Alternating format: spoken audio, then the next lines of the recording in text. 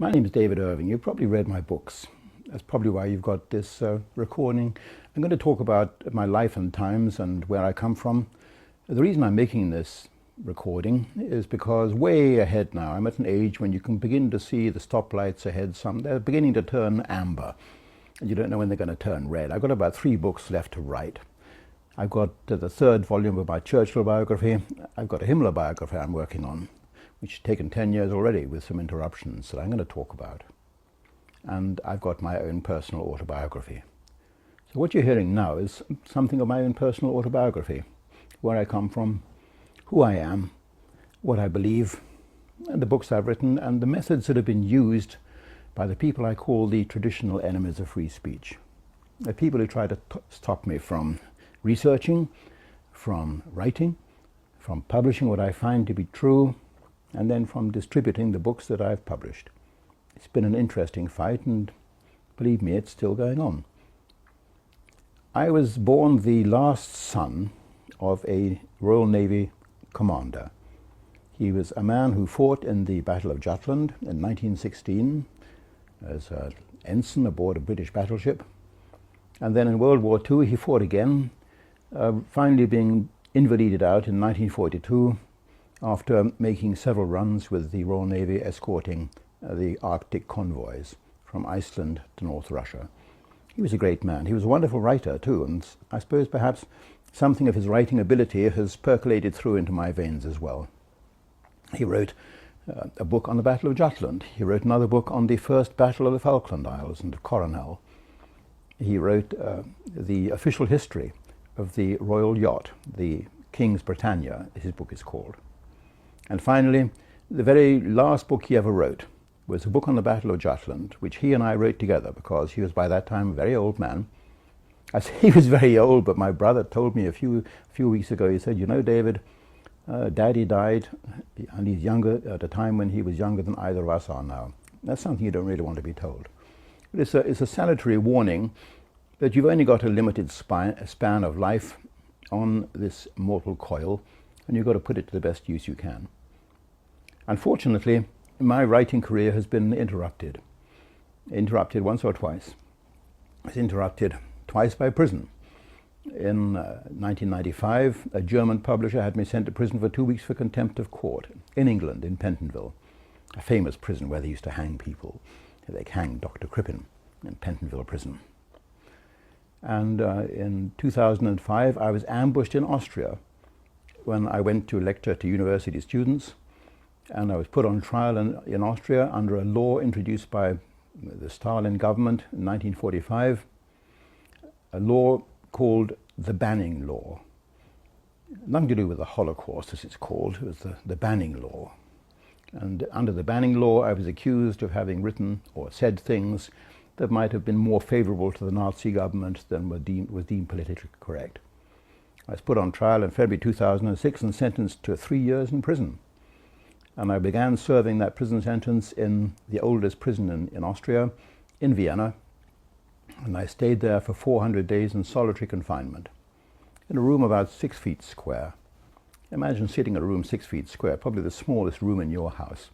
And I sat looking at those walls for the next 400 days, very little exercise, until finally the Austrian Court of Appeal, addressed by a very brave Austrian lawyer who himself had been repeatedly prosecuted and threatened for defending people who believed in free speech like me.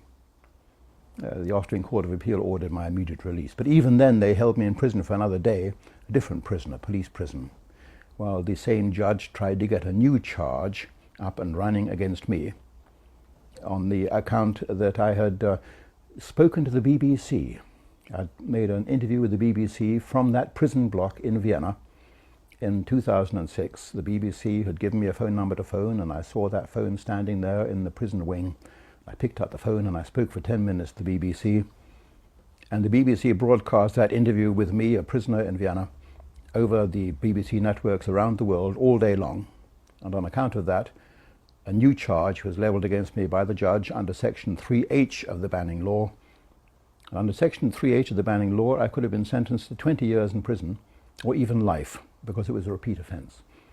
You see, some countries believe in free speech and some countries don't.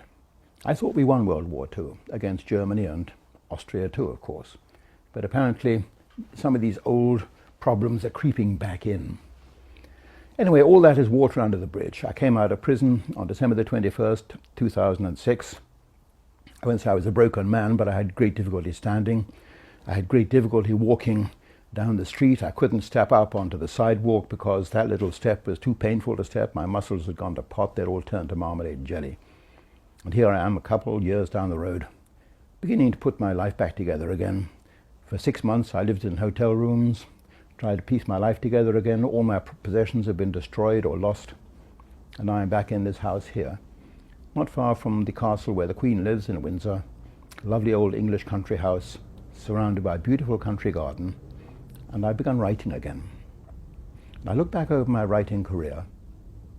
My writing career began back in the 1960s. I left England, a university. I'd been to an English public school.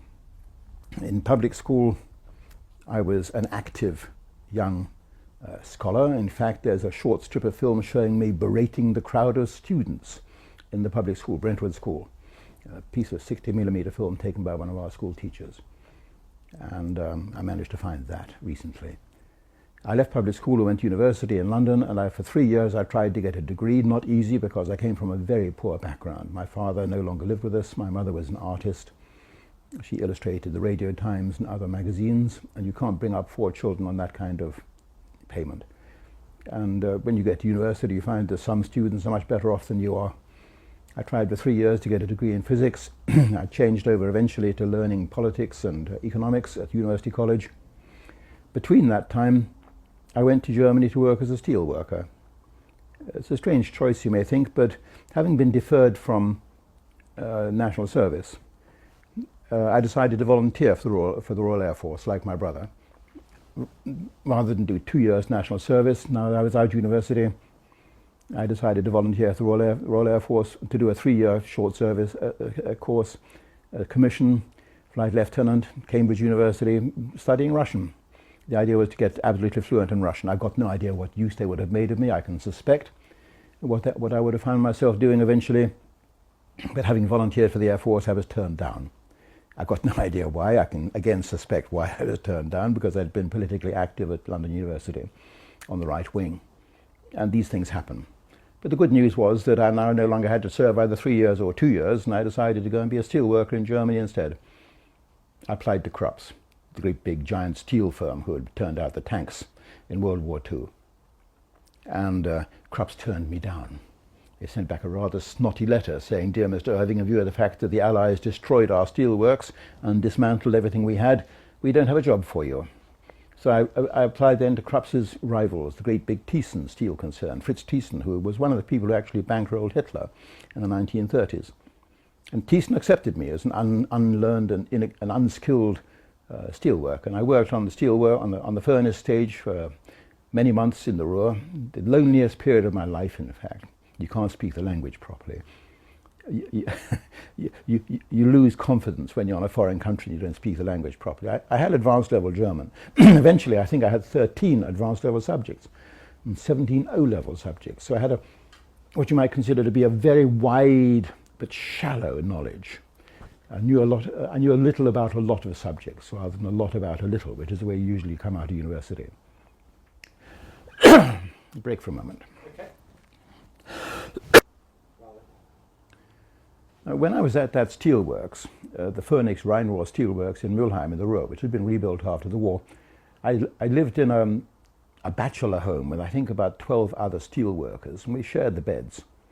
I think there were 4 beds there, and we were on a round-the-clock shift. The first time I'd ever worked on a shift plan. I never work on a shift plan again. I never want to have to be woken by an alarm clock again. That's one of the resolutions I made. But one of the men who shared that room with me, he came from Leipzig, an old man. And he saw me one day reading a magazine about the World War. And the magazine had a series called "The Lights Went Out Over Europe." And it was about the bombing. And there was a story there about an air raid on Germany in 1945 that had killed 100,000 people in one night, a British air raid, and I knew nothing about this. He said, "I was there, David. I was in that city. It was Dresden. And my blood runs cold even now when I think about this. 100,000 people being burned alive in one night. I'd written an article for the Daily Telegraph, which they published a few weeks earlier, and I thought, I'm going to write an article about this one too. And I sat down and I began researching by writing letters to people and learning everything I could from that man, from other people, what had happened that night in Dresden. When I left the steelworks, I began to write, and I realized this wasn't just an article, this was a book. And I began advertising in the German newspapers and in the Times in England for people who had been in that raid, either in the air or on the ground. I advertised in American newspapers. Any American airman had taken part in the raid in Dresden the following midday. And eventually I filled a file with about 600 letters from people who had written to me. I went all around Germany. I did television programs. I was a bit of a, shall we say, a bit of a freak. This was an Englishman who was going to write about the bombing war. In Germany, the subject was taboo. Nobody talked about it. They weren't allowed to talk about it. So here was an Englishman who was breaking the taboo, and people sent letters to the TV stations. How could they tell me what they knew? They had been there too that day in Dresden. So I built up this fantastic file of letters from people who had been there or had been in the air. Eventually I went and spoke to Marshal of the Royal Air Force Bomber Harris, a great man, a great commander. I know people don't like him. I know people call him a war criminal, but you've got to admit that a man who is capable of sending 30,000 of his 50,000 airmen to their deaths, which they did unflinchingly, must be a great commander. I think he deserves that statue that he now has outside St. Bride's Church in Fleet Street. Bomber Harris told me that he hadn't wanted to carry out the air raid either, but he had been ordered to as a political decision by Churchill himself. I remember interviewing him back in April 1962. A great man. And I interviewed his deputy as well, Saundby. And the book that was finally published became a bestseller. I should explain, when that advert of mine appeared in the Times personal column, British authors seeking people who were in the air raid, I received a letter not just from the airmen or the survivors, but from a publisher, William Kimber. And Kimber said, David, if you're looking for a publisher, I will publish the book for you. I've always felt very strongly about that particular crime. And so suddenly I'd crossed the first threshold, which I didn't know, but turns out to be the most difficult threshold for any author, finding a publisher. He had approached me, he came to me. He was my publisher for the next 3 or 4 books, what we call an English gentleman publisher. A lovely man. When he died, the Telegraph asked me to write the obituary for him, which I did, half his obituary. He was such a gentleman, he never told me that authors get advances. He was that kind of a gentleman. And I don't suppose I really begrudged it. He published the book. It was a huge bestseller. The Sunday Telegraph serialized it. The editor of the Sunday Telegraph, which had just begun its life as a Sunday paper in 1963, the editor was Donald McLaughlin, who had been in naval intelligence in the famous submarine tracking room during World War II. He knew what he was talking about, and he took a personal interest in me. He published my next 3 books as serials in the Sunday Telegraph. You wouldn't believe that now, of course, if you read what the English newspapers write about me. My articles have been published in some of the world's leading newspapers, and in England, the Sunday Express, the Sunday Telegraph, the Sunday Times, and other newspapers have all published series of articles by David Irving. But now, of course, I am hated and despised because I am what they call a Holocaust denier. And I'm going to come to that later on in this talk. I'm not. But this is what they call me now. That's not what they called me then. At that time, I was an enfant gâté. I was a chosen child, as they would say. And money was showered on me. I found an American agent, Max Becker, who became, I suppose, my principal source of income for the next 20 years. He died in 1992, and with his death, this was the first, well, not nail in my coffin, but it was a hammer blow to me. Max Becker, he contacted me and he said, David, I didn't want an agent, I have to say. I thought, why should I give an agent 10% for doing nothing? I'm writing the book and he's just going to sell the book for me. Why should he get 10%? Some of them get 15%. He telephoned me a few days after I hired him and he said, David, the American publishing house, Little Brown, they're going to buy your book on Field Marshal Milch, Hermann Goering's deputy, and they offered $30,000 for it. That was in 1967. Now, $30,000 even today it's a big sum of money. But in 1967 it was a bonanza. And I remember, encouraged by that, I turned to my wife. We had had 4 children by then, and I said, we're going to move out of Paddington. And she said, where are we going to move to? I said, we have a choice. Either we can move out into the country and get a country house to live in, or we can move into the center. And she looked for a while, couldn't find somewhere to live, and I said, I can find somewhere in 2 hours, I guarantee. I drove down to Gloucester Road, went into an estate agents, Marler and Marler, and they looked up and they said, well, terribly sorry, you know, but you're looking for a 6-room apartment. Very difficult to find 6-room apartments now. They're too big, nobody wants them. Oh, there is an 8-room apartment in Mayfair, but nobody wants that. It's just off Grosvenor Square. And I said, how much will it be? And they said, well, £1,000 a year. And I thought, £1,000 a year? I can't possibly afford that, but we'll do it. So within 2 hours, I'd found this apartment in Grosvenor Square, in Duke Street, just between Grosvenor Square and Selfridges. It was an 8-room apartment on the first floor, what the Americans would call the second floor. And I lived there for the next 38 years. I bought the apartment eventually. Everything I owned was seized in the year 2002. Let me just say that straight away. By then it was worth over £1 million, but it was all taken away from me, along with all my possessions, everything, my archives, my library, my papers, everything I owned was seized in 2002. But for 38 years I lived in that apartment, very happily, raised the family, saw them go to school, saw them getting married, saw them off, wrote the books, which I'm going to be talking about now. Okay, rest? Yeah. When I was writing the book on Dresden, I went behind the Iron Curtain 2 or 3 times. In those days, Dresden was in the Soviet zone of Germany. I wanted to speak to the people there, and I was treated as something of a celebrity because they'd never seen this before. Somebody writing the history of their own tragedy. Every year in Dresden they had an annual ceremony of people coming from all over the city carrying candles and placing them on the ruins of the cathedral in the center of the city. And I found a man there called Fritz Hahn. Fritz Hahn had been a photographer during World War II. He was one of those professional photographers, dedicated photographer. We all know people like that, absolutely dedicated to their career of taking photographs. And he had recorded the life and times of the city of Dresden.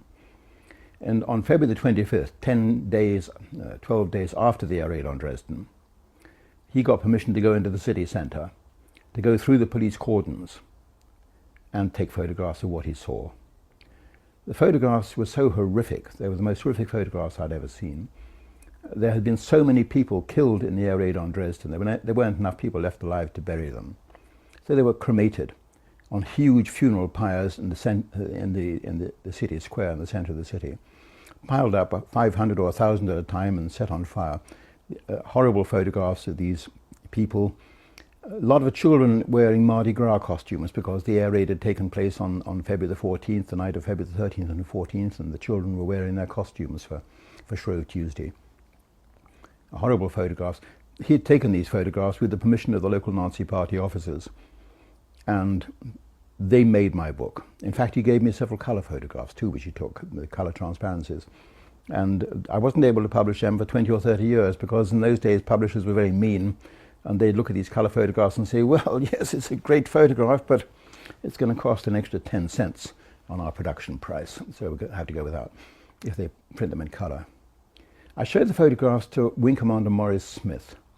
Maurice Smith at that time was the editor of Flight International magazine, and flying a single Mosquito bomber plane, a twin-engine wooden Mosquito plane, he had flown around that city at midnight for 1 hour, round and round and round, as the master bomber, like the master ceremonies in a circus, broadcasting radio directions to the oncoming bomber stream to ignore that yellow flare, ignore the red flare, go just for the green flare.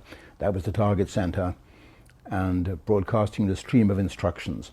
He gave me the actual transcript of his radio broadcast that night to the oncoming bombers.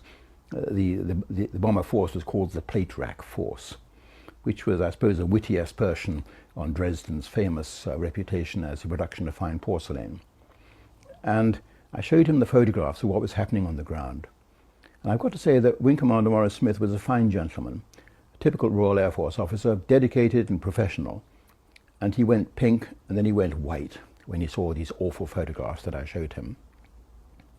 It was an interesting thing. Many years later, I realized as an author, you're dealing with real events. You're dealing with things that really happened. You're dealing with human beings. I was reminded of this after I'd written a book called The Destruction of Convoy PQ-17. It was my second or third book about a horrible Arctic convoy disaster in 1942. 38 ships had sailed, British and American. The Royal Navy escort had been withdrawn under a misapprehension. The Admiralty had decoded a signal wrong or drawn the wrong conclusions from it. So the Royal Navy escort effectively ran away and left the convoy to its own fate. Each merchant ship has gone its own way.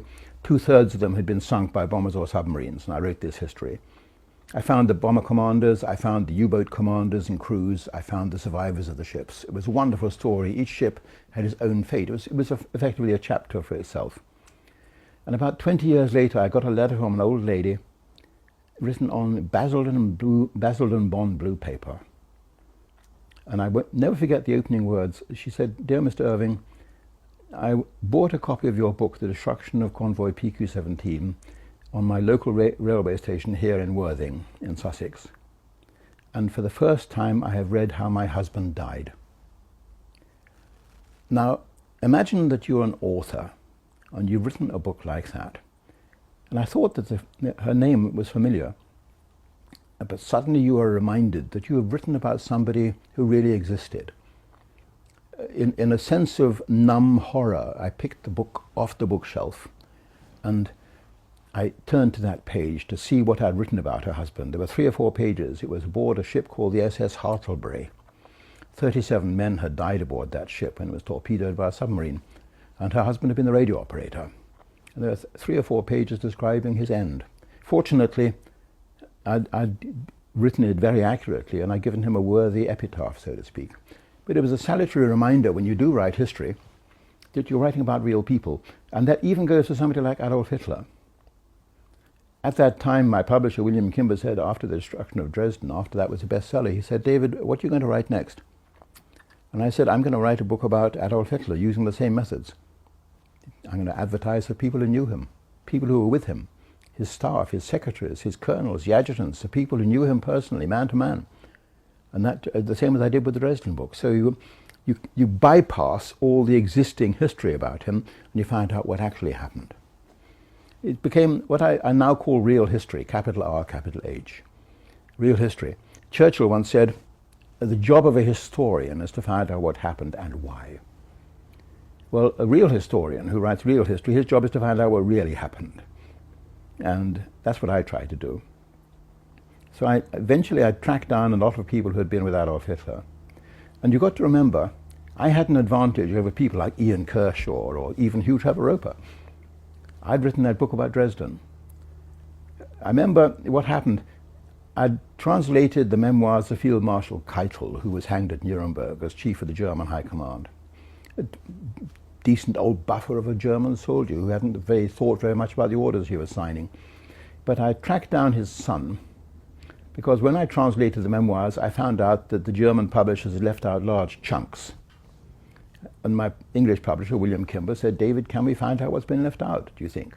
So I tracked down the son, and the son greeted me with open arms, and he said, "Thank goodness, yes, the German publisher cut out all the bits that were politically incorrect. For example, the Battle of Britain, because the British are our friends now." It was absurd.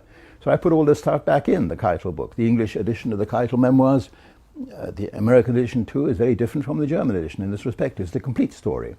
And the son was so pleased that I'd gone the extra mile. Lieutenant Colonel Keitel he was. His father was the Field Marshal. The son opened the cupboard door, put his hand up inside the cupboard door and brought down from the inside this fabulous long Field Marshal's baton, which had belonged to his father. He said, "We hide it there in case the police take it from us." And he showed it to me. And he did me one other favor. He said, "Do you want to meet Otto Günscher?" And I said, "Well, yes. Is he still alive?" He said, "Yes, he lives just down the road from here." This is back in the 1960s. Otto Günscher was the man who burned Hitler's body. He was an SS colonel on Hitler's private staff for the last 10 years of his life, until literally the very last minute of his life. And Günscher opened the door, and Lieutenant Colonel Keitel said, "Otto, here is David Irving. This is the Englishman who wrote the book about Dresden." And that unlocked the door.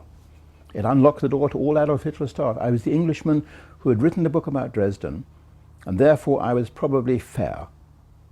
And I was going to write an honest history. And eventually I was passed around the whole of the inner circle, the Adolf Hitler circle.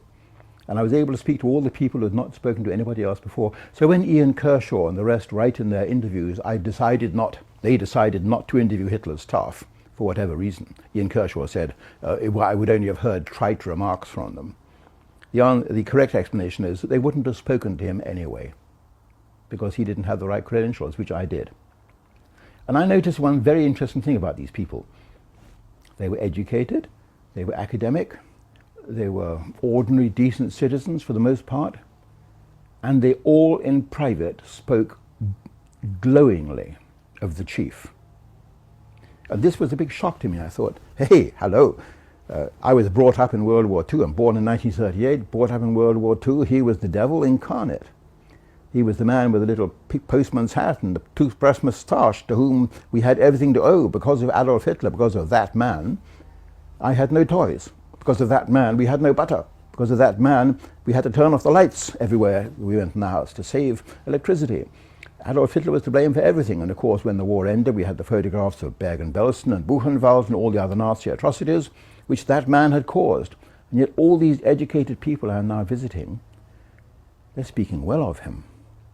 So I began to realize, as my work on that particular topic progressed, and it lasted for 20 years, it's still going on now in fact, that there were two Adolf Hitlers. There was the Madison Avenue Adolf Hitler, the Hollywood Adolf Hitler, and there was the man that these people had worked for, A.H., or the chief. And I thought, this man is worth investigating. You know, as you go through life, you can see the mistakes you make. You see the wrong turnings you take, like sitting on the back of an open truck. You can see too late where you should have turned off and taken another turning. And that was the mistake I made, to decide to write the truth about Adolf Hitler. Because from that moment on, it was like a watershed. Everything up to that point had been hunky-dory. I'd made the big money, the publishers had paid big sums of money. My books had sold well, they'd gone into all the bookstores, they were all inevitably bestsellers. The Sunday Times had given me the front page ranking every time when it came out, my latest book. Suddenly I was persona non grata. Suddenly my name stank. Looking back on it, you can say, well, that was a big mistake, David, because from that moment on you were no longer in the big money. Yes, but I can live with myself. My way of looking at it is to say, you have only one life. You've got one patch of life which is ended by the red lights up ahead. And you've got to use that life to the best you can. Either you can make the big money, if that's all you're after, or you can write something lasting where your children and the children's children will say, yes, my father wrote that book. My youngest daughter now, she was at school last term, and her school class was set the task of writing an essay on the air raid on Dresden, entirely by coincidence. Very interesting questions. Was the air raid on Dresden proportional? The question of proportionality, which is only a very modern concept in war. Proportionality, whether proportionality had been exceeded in the air raid on Dresden. And of course, eventually it came out, her father had literally written the book. And she's not unproud of that, if I can put it like that. I mean, children are never really proud of their fathers when they're at school, but I think she's not unproud of the fact that I had written the book. And it's a book, I mean, thanks to my book, people now talk of Auschwitz, Hiroshima and Dresden, all in one breath. Previously, Dresden was unheard of. So I spent the next 20 years writing the book on Adolf Hitler. I interviewed all his staff. I built up an immense card index. Bits of it are lying around in this room here, in my study. 40,000 index cards. Every document which I found in the archives was indexed. Every reference to Hitler.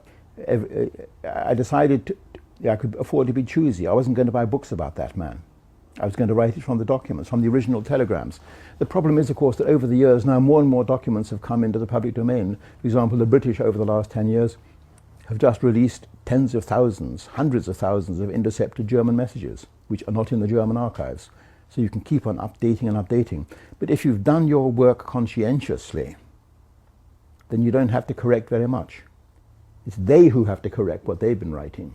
And they're very reluctant to do so, because their Adolf Hitler is a completely different man, omniscient, omnipotent, cruel and criminal, whereas mine is a human, walking, talking man with breast that at the end of the war smelt, a man who was suffering from Parkinsonism, probably Alzheimer's too, a man who was gradually going down, a man who's been quite well portrayed in that recent film called The Downfall, Der Untergang, which is largely based on my book, as it turns out. Joachim Fest, the author, he had my book at his elbow as he wrote the script. So this is a problem that the others have, but I don't have, because if you write history accurately enough from the original records, you don't have to worry about being caught out. You may have misread somebody's handwriting.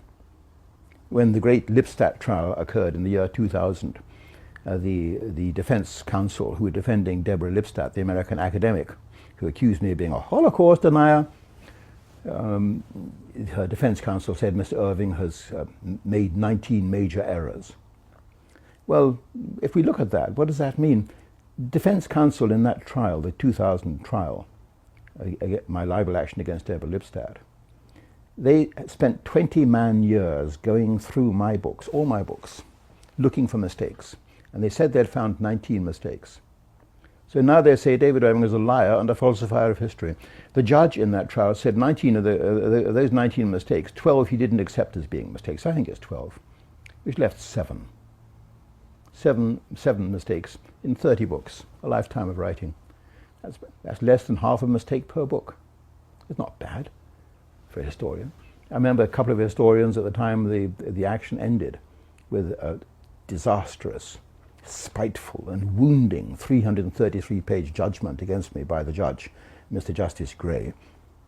Two historians, Professor Donald Watt, who is the doyen of the English historians, he said, I don't think any historian's work could stand up to the kind of scrutiny to which it's been subjected in the way that David Irving's work has been subjected. And I'm not dismayed. I mean, as the outcome of that trial, of course, everything I had was seized, as I mentioned. I lost my archives. I lost everything I'd worked for. Every penny I had in the bank was seized. The defense counsel, the defense team in the Deborah Lipstadt case has spent $13 million justifying what she wrote, or attempting to justify it.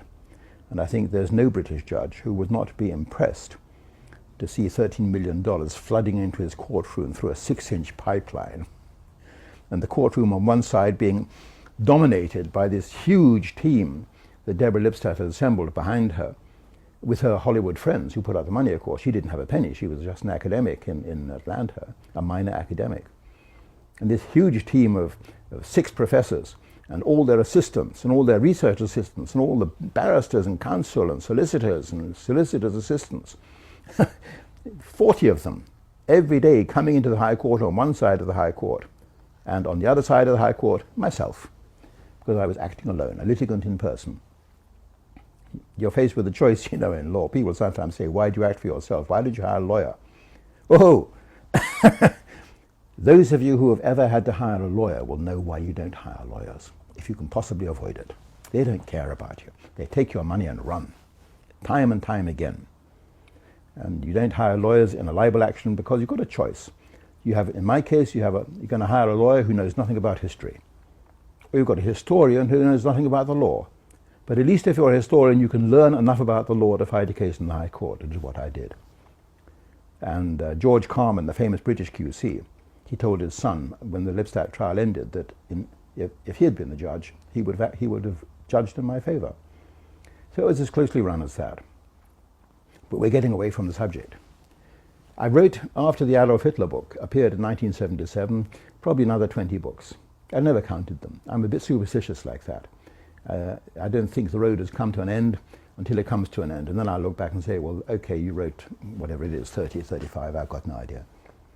I wrote these books mostly about World War II, mostly about personalities, because, of course, after a time you do get into what you can call a rut. You've built up this huge archive of Adolf Hitler documents, Nazi documents. You built up the expertise, you've got the contacts, you speak the fluent German, you understand the abbreviations and the acronyms and the language that's being used. So you can write the books increasingly easily. I'll give you one example. As a byproduct of the Adolf Hitler research, I'd interviewed every surviving field marshal, or I'd contacted their wives or widows, and I'd obtained all their private papers. For example, Field Marshal Rommel, the legendary Desert Fox. I visited his wife and son, Manfred, who was the Lord Mayor of Stuttgart at that time. The wife, the widow, had given me complete access to all the private papers. He had written 2,000 letters to her, the Field Marshal, Rommel. And I might say that letters are much more valuable than diaries. I've discovered over the 30 years or 40 years of my writing career that many diaries are fake, sometimes entirely faked, like the Adolf Hitler diaries in 1983, or sometimes partially faked. People have gone back and rectified their diaries Even Rommel did this in 1941. November 1941, he lost the Battle of Operation Crusader in the desert. And he went back in 1942 and he took the page out of his war diary and had it retyped to amend the wrong order he had given. But of course, he made the mistakes that we all make at the beginning of every year when we go into a bank with a checkbook. Instead of writing 1941, November 1941, he accidentally wrote November 1942 on that page. So you spot the faking. Okay, well, this is human. And the point I'm making is that I had all the Rommel material already, which I had collected when writing the Hitler book. And now along came Max Becker, my agent, and said, David, what are you going to write now? You finished the Hitler book. And I said, what a book about Rommel. And this is the stark truth about being an author, unfortunately. You write big books that are important, like the Adolf Hitler biography, Hitler's War, or Churchill's War, the Churchill biography. And if you take 20 or 30 years to write a book, the Churchill book, the contract was signed in 1972. Here we are 35 years later, and Volume 3 has still not been published. You're not going to make money from that, are you? But you have a book like the Rommel biography, which takes eventually 6 months to write. And it makes a fortune. And it's very unjust, but it's the way that things are done. You use the unimportant books like the Rommel book to finance the important books by which you'll always be remembered. I'm not going to be remembered for my Rommel biography, although it appeared to rave reviews from all the British press.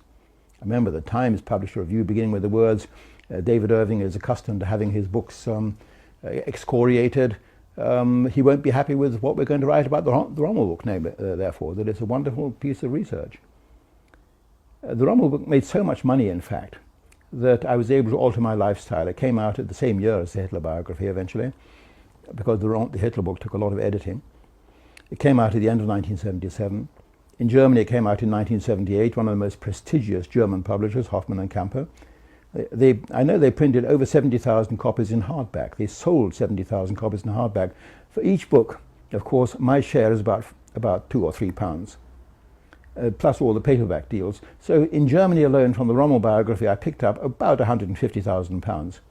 I remember walking to my bank and drawing out £10,000 and £15,000 from the bank in a brown paper bag, and walking around to Jack Barclay's showroom in Mayfair, where they sold the Rolls Royces.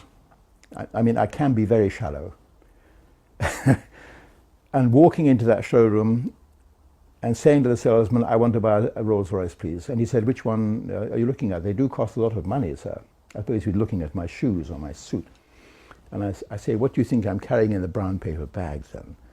And I put it on his desk. And he said, oh, which one would sir like? And I said, one of those two silver shadows in the window. He said, which one do you want? I said, I think I'll have the nigger brown one in the corner. He said, we call it coffee bean brown, sir. I'm just giving that as an example of the way language changes. At the time I used that phrase, it was a perfectly inoffensive and innocuous word, but now, of course, it's become politically incorrect. It was a colour, just like burnt sienna. But I drove that coffee bean brown Rolls around England for the next 12 years. I drove it around a large part of Europe too, in fact.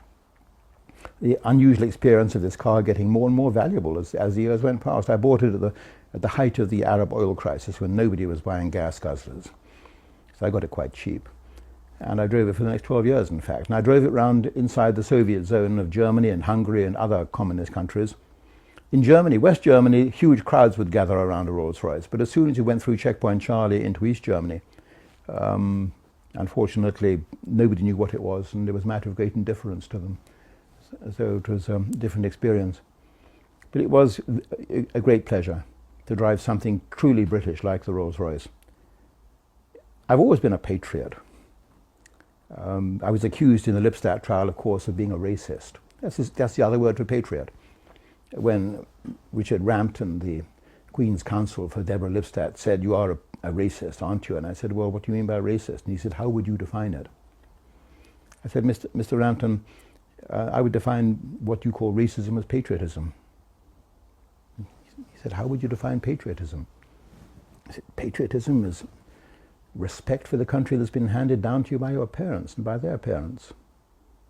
And what country is that, Mr. Irving? Well, I can't deny, of course, that I'd gone through this kind of dialogue in my mind for months before the trial began. So the answer that came wasn't unprepared. I said, Mr. Rampton, sometimes I have the dream that I can go to Heathrow Airport and board a 747 and fly for 10 hours and land back in England as it was in the 1950s. The press loved that. And he wasn't satisfied, of course, because he doesn't like that kind of answer, Mr. Rampton. He was a good QC. And he adjusted his wig and he said, and Mr. Irving, what kind of England would that have been then? I know what he's going for. And I said, Mr. Rampton, let me put it like this. If the soldiers who stormed the beaches in Normandy in June 1944 could see England as it is today, they wouldn't have gone 40 yards up that beach. It's a wonderful sentence. Again, well prepared. It came out absolutely word perfect. Every newspaper quoted it the following day because newspapers are cowardly. There are things that they want to say, things that they dare not say themselves, but things they will willingly quote if somebody else says it. And if necessary, they can put exclamations at front and center, and they can say how disgusting it is that somebody has dared to say this, but they've said it all the same. And it became the quote of the week in most of the Sunday papers, and in 2 of the Sunday papers it was the actual quote of the month. So they all believed in what I had said, but none of them had dared say it themselves. That's the quality of English journalism today. The problem isn't censorship. There is no censorship of newspapers. The problem has always been self-censorship. A journalist knows what he's got to write in order to keep his job. And at present, unfortunately, flavour of the month is hit Irving, hit him, because that's the way to please the editors, because that's the way to please the advertisers. And all the Free Street newspapers now are heavily dependent on the advertisers, and we all know who we're talking about. So hit Irving, and that'll keep us in our jobs in the long run.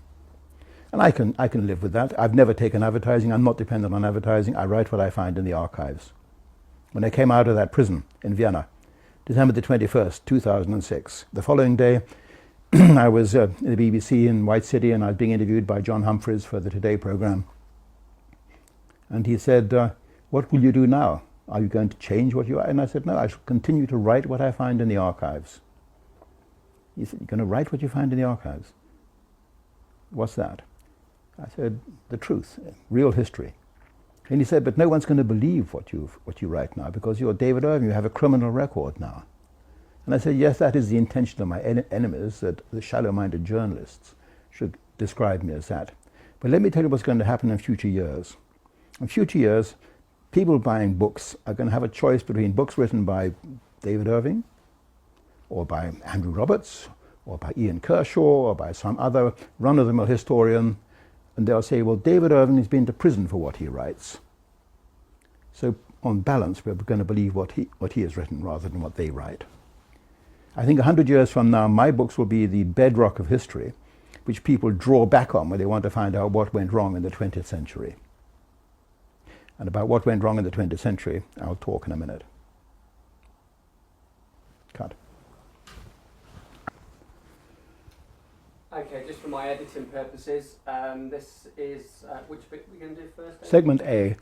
We're going to do segment A. This is about family and the Lipstadt trial. Okay, and this is going to be slotted back in to further into the, That's right. into the film that That's right. shot.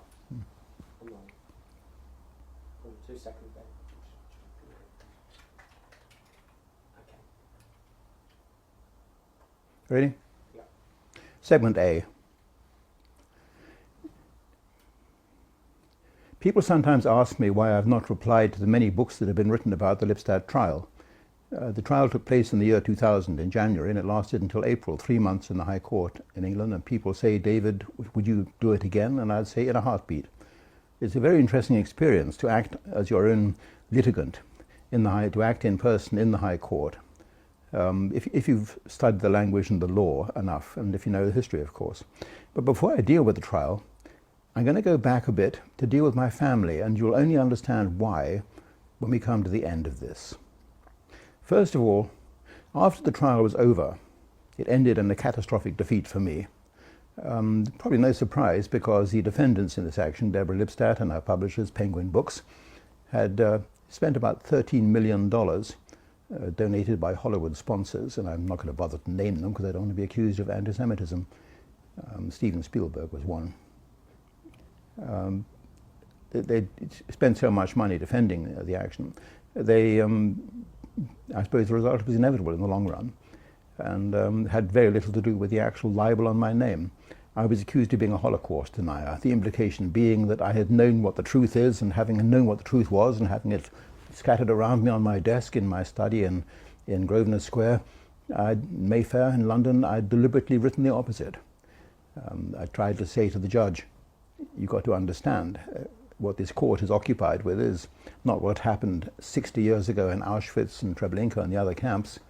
What this court should concern it with is what happened in my study when I was writing the books. Was I deliberately lying? But the court somehow got dragged back into the years of the Holocaust, and I suppose that was inevitable. Deborah Lipstadt, after the trial was over, went on speaking tours around the world, and she's still doing it now, 7 or 8 years later. Her dog and pony show is going around city after city and country after country, in which she acts the part of the dragon slayer, how she slew David Irving, the historian, and destroyed my career and reputation and all the rest of it. I don't think she has. One very interesting remark she made, however, was when she was speaking in Israel to an audience there. She said, we did all we could to destabilize David Irving before the trial began. Well, you can recognize that if you ever come up into my archive room, have a look at the boxes of papers there. You will see that in the final 10 days before the trial began, literally in the final 10 days, they dumped huge quantities of paper on me. Ring binders full of thousands of pages of documents that I was supposed to read before the trial began. Of course, I had no hope of reading these documents. A month before the trial began, they actually changed their entire defense. They threw out the defense they had originally served 5 years earlier and replaced it with this new defense, which basically centered on smearing my name. And then instead of, I suppose I should have gone to the judge at that point. This was a mistake I made. I should have gone to the judge, Mr. Justice Gray, and say either we have to delay the trial now by 6 months to give me time to read all these new documents, or you as judge in charge of this courtroom have to tell the defendants they've had their chance and they're not permitted to change their defense just 1 month before the trial begins. This is one of the mistakes I made. You make mistakes when you're a litigant in person. I didn't realize you could do that kind of thing. But remember what she said. We did all we could to destabilize him. So let me just come back to describe my family. There's a reason for this. By the time the trial began, I had 4 beautiful daughters. I now have 5 daughters.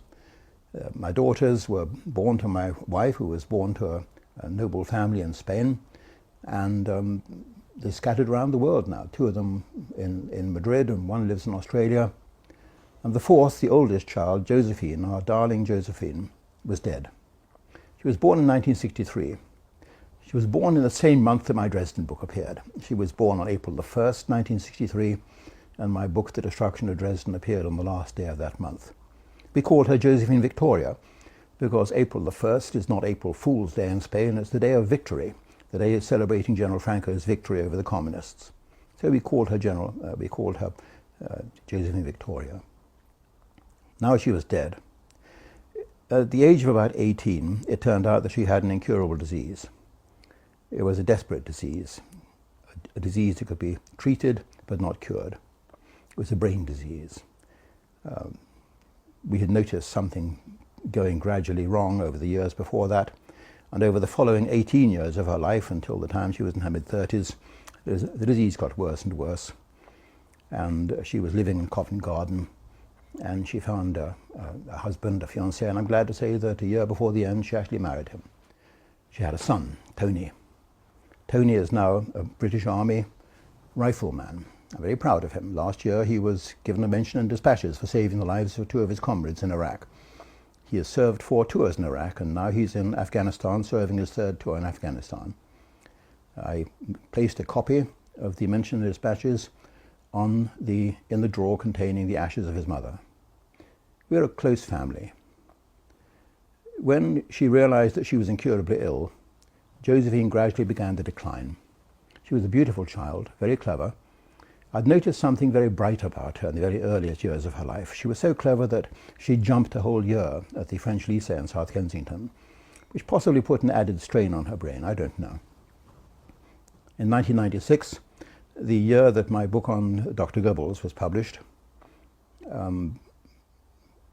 might mention that I'd been in Moscow in the KGB archives, and I was the only historian to have found the private diaries of Dr. Goebbels, Hitler's propaganda minister. I was the only person who could read them anyway in his handwriting. And I brought them back and I published the diaries, the biography of Dr. Joseph Goebbels, called Goebbels, the Mastermind of the Third Reich. And it was published in 1996 in Britain. It was never published in America because Deborah Lipstadt had put pressure on my publishers, St. Martin's Press, and on all the publishing journals in the United States, Publishers Weekly and Kirkus and the rest, not to publish any more books by me. My publisher in America had resisted this pressure for 6 weeks, as they said, we're not going to surrender, and I thought to myself, yes, you will, and eventually they did. That was 1996. In the beginning of May 1996, I got a fax from my publisher, St. Martin's Press, telling me that they were not going to publish a book after all. Deborah Lipstadt was to blame for that. But I was overshadowed by a far crueler event that happened that month. Josephine, my oldest daughter, tried to kill herself. A brave doctor in the London hospital had saved her life, had operated on her for 14 hours, had unfortunately been left with no choice after a few days but to amputate her limbs. And for the remaining 2 years of her life, 3 years of her life, poor Josephine lived in a wheelchair with no legs, her back broken, and her limbs, her arms shattered. She was a lovely girl. She came round to see me in 1999, about 4 months before the trial began. Her husband wheeled her round from Covent Garden, where she lived, and she came to visit me in Mayfair. I'm very proud of her. She frequently visited me. She couldn't come up in the elevator anymore because the elevator was too small for her wheelchair. We had a chat. She was talking about buying a car and would I pay for the insurance for her, and all the things that passed between a daughter and her father. And on an instinct, just before she left, I said to my secretary, a legal assistant, I'd hired two law students as assistants. I said to Catherine, would you just run upstairs and get my camera, please? And I had Catherine take a picture of me standing next to Josephine outside our front door. I never saw her again. A few weeks later, she succeeded where she'd failed before and killed herself. I suppose the pain was unbearable, and it was a desperate, desperate day for me. I was sitting in my office when my sister phoned with the news. You're going to wonder why I'm mentioning all this in connection with the Lipstadt trial. Well, you then have a week, which I suppose is the worst week in a father's life. You telephone around the world to all her sisters and break the news to them. And then you have the awful preparation of the funeral. She was a Catholic. We had the funeral ceremony in the most beautiful Catholic church in Mayfair. And my family came in from all around the world. And the church was full. She had many friends. I had no notion of all the family friends, all our friends, and all her friends from the Covent Garden area where she lived. And that afternoon I went back to my study. We had a reception, and then everyone left and I was alone. And the telephone rang. And it was the undertakers. A wonderful firm of English undertakers who I'd had to contact a week earlier. I mean, when you're a father, you're not accustomed to this, bearing your own children. And they knew this, and they said, Mr. Irving, you need have no worries. We handled the arrangements for Admiral Lord Nelson, you know. And they phoned that afternoon after the reception, after the funeral, after I'd kissed the coffin goodbye. And they said, Mr. Irving, something rather odd has happened. A wreath has been delivered here, and it's too late for the service. What shall we do? And I said, well, tell me, is there a card attached? They said, yes, there's a card attached, and it's a very expensive wreath. It must have cost many hundreds of pounds. It's white lilies and white roses. I said, well, please send it round straight away, because I will have to thank the people who sent the wreath. And the wreath was delivered by a courier an hour later to my front door. It never came upstairs. I read it and the card downstairs in the street. And I went upstairs and got a camera and took a photograph of the card. The card read in German, I'm sorry, I took a photograph of it. The card read, "Truly a merciful death." And the signature was Philip Buhler and Friends. That would mean nothing at all to anybody who didn't know the history of the Nazis and the Third Reich. Merciful death, Gnadentod, was the Nazi euphemism for for euthanasia, killing the disabled. Philip Buhler, who had apparently signed this card, had been dead since 1945. He was Hitler's left-hand man. He was head of the euthanasia program. He killed himself in 1945 at the end of the war. This was a nasty little smear been sent by somebody with more than enough money to spare, aimed at destabilizing me 2 or 3 weeks before the trial began. It was the nastiest thing that has ever happened to me. I'm not going to say that Deborah Lipstadt herself was personally involved in this. I was sufficiently worried by this that I took a photograph of the card because I thought it may be just a smear wreath today, a hate wreath today, tomorrow it may be a pipe bomb. So I took a photograph of the card before I destroyed the wreath. I phoned the undertakers. They were very shocked. They said, "We can't understand how this happened, sir. It came from the Bloomsbury florists."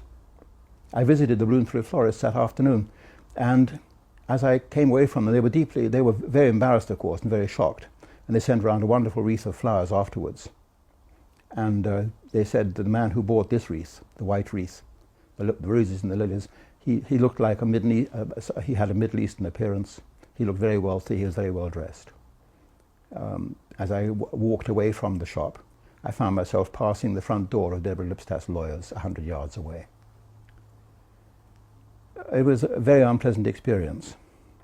The trial lasted 3 months, but I never ever forgot what had happened to Josephine and the use to which my enemies had put it. I'm not going to go into the details of the trial here because it's too complicated to go into.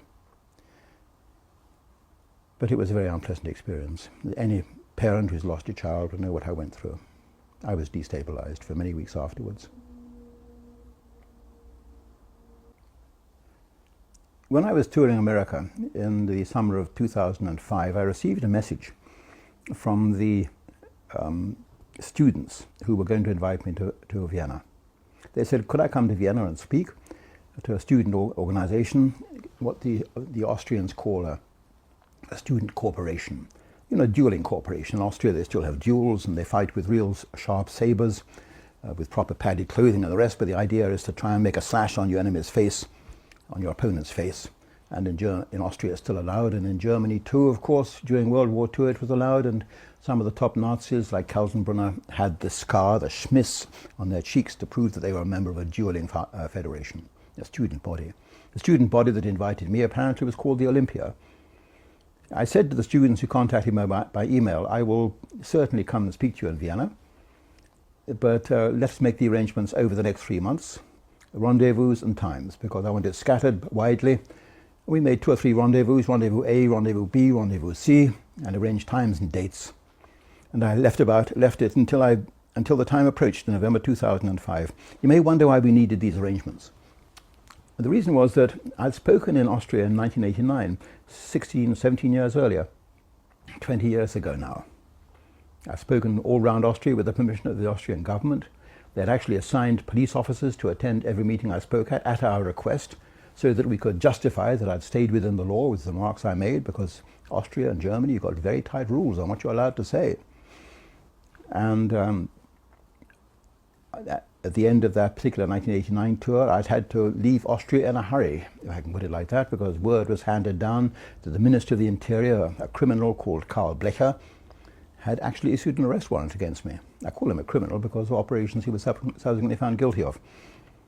And I managed to get away from Austria in time, but one assumed that these things were done for what they call optical reasons, aus optischen Gründen, as they say in German. And I went back to Austria 2 or 3 times after that. For example, when I went to interview the girlfriend of Dr. Joseph Goebbels, Lida Barover, a beautiful film actress, still living in Austria in her 80s, a wonderful, stately woman. And I went to interview her and ask her some very detailed and rather intimate questions about her friendship with Dr. Goebbels. 1993 that was, in July. Nothing happened. In and out, waved in, waved out by the police, checked on the computer. So I assumed that all this talk about in the restaurant was old hat. Even so, when I went to Austria to speak to the students in 2005, 17 years later, I'm not totally stupid. I'm a Boy Scout. Boy Scouts have on their belt buckle the words, "Be prepared." So I took 8 shirts with me instead of just the regular one for a 2-day trip. You never know how long you're going to be staying there. You didn't expect to be arrested and imprisoned, but you were prepared for it in case you were. I also prepared a page on my website to be posted in the event that I didn't manage to go back to London. And left detailed instructions with my family on how to put it on the website, should I not return. Again, I was prepared. And I can give one example of that. In fact, years earlier, when I was traveling to Europe with my wife, we couldn't afford to fly in the 1960s, so we used to go by boat. And I used to take a 6-foot length of string with me, hidden in my luggage. I never told my wife that, but the idea was that if the ferry sank, then I could tie our life jackets together. We wouldn't drift apart in the night. You didn't expect it to sink, but you were prepared. So I'm a Boy Scout. So on the night I flew to Austria to speak to the students, I didn't actually fly to Austria. I flew to the next country, Switzerland. Landed in Basel, drove all night, 500 miles into Vienna, and got to Vienna at 9 o'clock in the morning in a Swiss rental car, and telephoned the students, not easily, from a telephone, a payphone in Vienna, because every phone had been wrecked by immigrants stealing the cash, mostly Romanian. And I phoned the student, spoke to the student who had invited me. I should actually say that the word student has quotation marks around it, because I'm still not sure he was a student. I think he was probably a secret state official, secret state police. And I said 2 words. I said, "Rendezvous B," in 1 hour. And Rendezvous B was the ticket hall in the local Western Railway station. 1 hour later, I stood in that rendezvous, not actually in the rendezvous point, but on a balcony overlooking it to see who else was going to be waiting for me there. Anybody with guns or anybody with baseball bats like Chicago. Nobody else came there except eventually one student, or somebody looked like a student looking for somebody. So we went and introduced ourselves and went immediately to somewhere else and had a coffee. And I said, I've been driving all night. So I'm going to have to lie down for an hour or two. When am I speaking tonight? And he said 6 o'clock. I said, how many students are going to be there? He said, there'll be 200 students there. Oh, I said, 200? I thought it was going to be like 5 or 10. He said, no, he said, you can trust them. This is a student body, the Olympia. They're not going to talk out of school. So, okay, you get a bit nervous at this point. And I said I've got to lie down somewhere because I've been driving all night. And he took his cell phone, what the Germans call a handy. He took a cell phone and he phoned somebody and said, Herr Irving will be there at 1 o'clock this afternoon already, not just at 6 o'clock, because he's been driving all night. Okay, he put the phone down. He said, that's okay, Mr. Irving. I mentioned this phone call because the only people who knew I was going to be there at 1 o'clock were me and him, and the person he had just phoned. We drove over to the student building, parked around the back, 1 street behind it. We walked up the side of the student building. As we walked up, I said, oh, by the way, is there a back exit I can get out of if there's an emergency? I'm always thinking ahead, be prepared. And he said, there's no back exit, I'm sorry. So you begin to feel a little bit more worried now at this point. I felt even more worried as we turned the corner into the main street with the student entrance on it. And it's empty apart from 3 men on the opposite side of the street who immediately peeled off the wall as they see me come around the corner and start walking diagonally across the street towards me. 3 big burly men wearing wind jackets. I say to him, who are they? He says, I don't know. And then as we get close, he says, the middle one, I recognize him. He's Gestapo. Gestapo, Staatspolizei, state police. The old Gestapo, you remember, in the Hollywood movies, the Gestapo. They don't call it state police now. In Austria, they call it the government agency for the protection of the Constitution and anti-terrorism. It hasn't got quite the same ring as Gestapo. But we walked straight through them. I just said mild side to them, good afternoon, and we walked straight through, and that rather nonplussed them because they hadn't expected me to speak German to them, I suppose, or the local vernacular. And I said, we'll go into the pub on the corner and discuss what to do next. And he said, no, it's too late, they're following us. I never saw him again. He split off one way, I split off down back behind the building again, followed by one of these 3 thugs. I thought they were thugs. I didn't believe they were police. And he didn't, the policeman who was following me 100 yards behind me didn't realize I had a car stacked around the back of the building. I got around the back of the building, and I can see the car parked there at the end of the street, the far end of the street. I walk down the middle of the street, with a brisk step, shall we say, not running, but not actually walking. And the guy is gradually gaining on me. He doesn't know what I'm planning to do. Probably not even certain it's me. And as I draw level with the car, I press the keys in my pocket, and I hear the answering clunk coming from the locks as the doors of the car unlock, and I jump into the right-hand side of the car, and I sit down and I slam the doors, I lock the doors, and then I realize there's no steering wheel. I'm on the wrong side of the car. This is a Swiss car, not an English car. It's a stupid thing to do. So it's a bad position now. I'm in Austria. I'm in enemy territory. I've got the secret state police after me, and I'm sitting in the passenger side of an otherwise empty car trying to make a quick getaway. Not a good idea. I can begin to hear music playing, in fact, you know, the Harry Lime theme from The Third Man. That happened in Vienna too, but Harry Lime managed to get away through a sewer, a manhole cover in the street. He vanished into the sewer system. I can't see any sewers around. I managed to get out of the car in time and jump into the driver's seat and lock the doors again. The guy hasn't quite caught up with me. And I drive away in a flurry of gravel and burning rubber. Look in the mirror, and there he is standing in the middle of the road, and he's writing down the license tag of the car. Not good. The Harry Lime theme is beginning to play louder. I mean, in retrospect, it's all rather funny. At the time, it was rather frightening. I went and parked the car. I phoned the student on his handy. I said, "Are we going to go ahead tonight somewhere else or not?" And he said, "No, tonight is off." So I said, "Good, that's all I wanted to hear. I'm out of here then." And years later, of course, you think, hello, that's funny. He's been picked up by the police and he's gone off with them in custody. Yet they let him keep his cell phone and take phone calls on it. What's going on here? He never visited me in prison. I never saw him again. I never heard a word from him. He answered no letters. My lawyers wrote to him. He didn't answer them. I'm pretty certain he was a government agent. I'd been ambushed. But I could still have got away. I bought a map. The map showed that there were autobahns all the way around Vienna, the ring road. And there was an autobahn, the A2, which headed due south into Italy. I wasn't going to go west again, not back the way I'd come, because that would be the way they would expect me to go in a Swiss car. So I headed south. And I'm driving south down the A2 for a couple of hours. Darkness falls. I'm keeping a steady speed, well inside the speed limit. No other problems at all. And the sat-nav comes on my car. Suddenly a voice says, "You're on the A2. You're 200 miles south of Vienna." And I'm thinking to myself, well, who else knows I'm 200 miles south of Vienna? Well, the answer is that way ahead, a mile ahead, I can see a police car cruising at the same speed as me. So I'm anxious not to overtake it in case my number has been put out on the system. I thought it very unlikely. But I think to myself, in 20 minutes, I'm over the border in Italy and safe. Then I'm going to head across Italy, into Switzerland, up Switzerland, into Basel, catch the plane back to London, British Airways, and I'm back home with my family tomorrow night as planned. But then in my mirror behind me, I can see there's a police car just 20 yards behind me. And then, now they're together, they box me in. Another police car comes in, and I'm forced off at high speed onto the hard shoulder of the road. And again, you do crazy things in a moment like this. It's not something you're accustomed to. I pick my tape recorder up off the passenger seat, because I've been dictating notes. And I think, like a historian that I am, like a journalist that I could be, let's record exactly what happens next, so in case there's any dispute. I'm about to switch on the tape recorder and point it at the police who are running towards me, when I can see that these 8 policemen running towards me, all holding black Glock automatics, 9mm automatics in their hands, pointing at my head and screaming at me to put my hands up. That's a very uncivilized feeling, I might say. If you have one Glock pointed at your head with the guy's finger actually on the trigger, not on the guard, this is an uncivilized feeling. You've got 8 of them screaming at you. It's worrying. Seconds later, I'm sitting on the back seat of the police car, my hands handcuffed behind my back. And of course, that's not a good time. If they're screaming at you with their gun, it's not a good idea to point a metal tape recorder at them. Because later on, they'll say, "We thought he had a gun in his hand." That's, in the United States, of course, you would have had a gun in your hand, because all the police there have a throw-down gun, just in case of an embarrassing situation like that. So they can say, "This was his gun."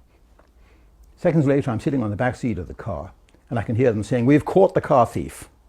I say, "Hold it right there, gentlemen. I'm not a car thief. I'm a geriatric English writer. Here's the car rental papers. You'll find them in the glove compartment of my car. I'm not a car thief." "Shut up," screaming. And then you realize, of course, they've been told I'm a car thief, a dangerous armed car thief. Because otherwise, how are they going to justify stopping me and pushing me off onto the hard shoulder at high speed? And this was a problem I had later on in prison too in Vienna. The guys come up to you in the prison yard, and you've got a choice there. Either you say, okay, I'm just a historian, I don't know what I'm doing here, in which case they're all going to laugh at it, they're not going to take you seriously. Or you do what I did, you develop what Tom Wolfe called the pimp walk in his book, whatever it was. You develop the pimp walk. And now you strut around like some big burly Negro prisoner, and you need to mess with me at your own risk. So you don't say that. They come up to you and they say, I mean, most of them are in there for murder or drug dealing or kidnapping or rape or drive-by shootings, and there you are, you're this aged historian who's written 30 books and you don't quite know what you're doing there. And they come up to you and they say, what are you in for then, in various languages? You don't say what you're actually, you say, it's a good thing you don't know what I'm in for, man. You know, I had my hair cut very short, just 1 millimeter all over. And believe me, when I got my hair cut down to 1 millimeter, I look really ugly and nasty. Bad enough as it is like this, but really ugly and nasty with my hair really short. So you say, you don't want to mess with me. Better you don't know what I'm in for, right? Let's leave it at that. And you gradually earn a little bit of respect in the prison yard. It wasn't so good, though, 3 months later when I went into the big courtroom. The big courtroom, they had chosen for my show trial the biggest courtroom in Austria, in the same building, the Justice Palace in Vienna. A 200-year-old building. The prison had 1,400 prisoners in it, built for only 800. It was where they carried out the executions, rather like Pentonville in London. And for the first time now, for the David Irving trial, they'd relaxed the rule of 30 or 40 years, and the press, photographers and film cameras were allowed into the courtroom for the first 20 minutes. It was an absolute bare ground. It was a nightmare. I could see through the crack in the door as I waited outside in handcuffs. But I'd had time to prepare for it. I knew I was going to be led into the courtroom, and I knew that the world's press were going to be there. I could see 200 photographers massed on the other side of that door, all pointing towards the slit in the door that I was going to come through. And I'd got a copy of my Hitler biography. I haven't got it here. Where is my Hitler biography? Everything's gone. Here we are, Hitler. Yeah, I'll get it.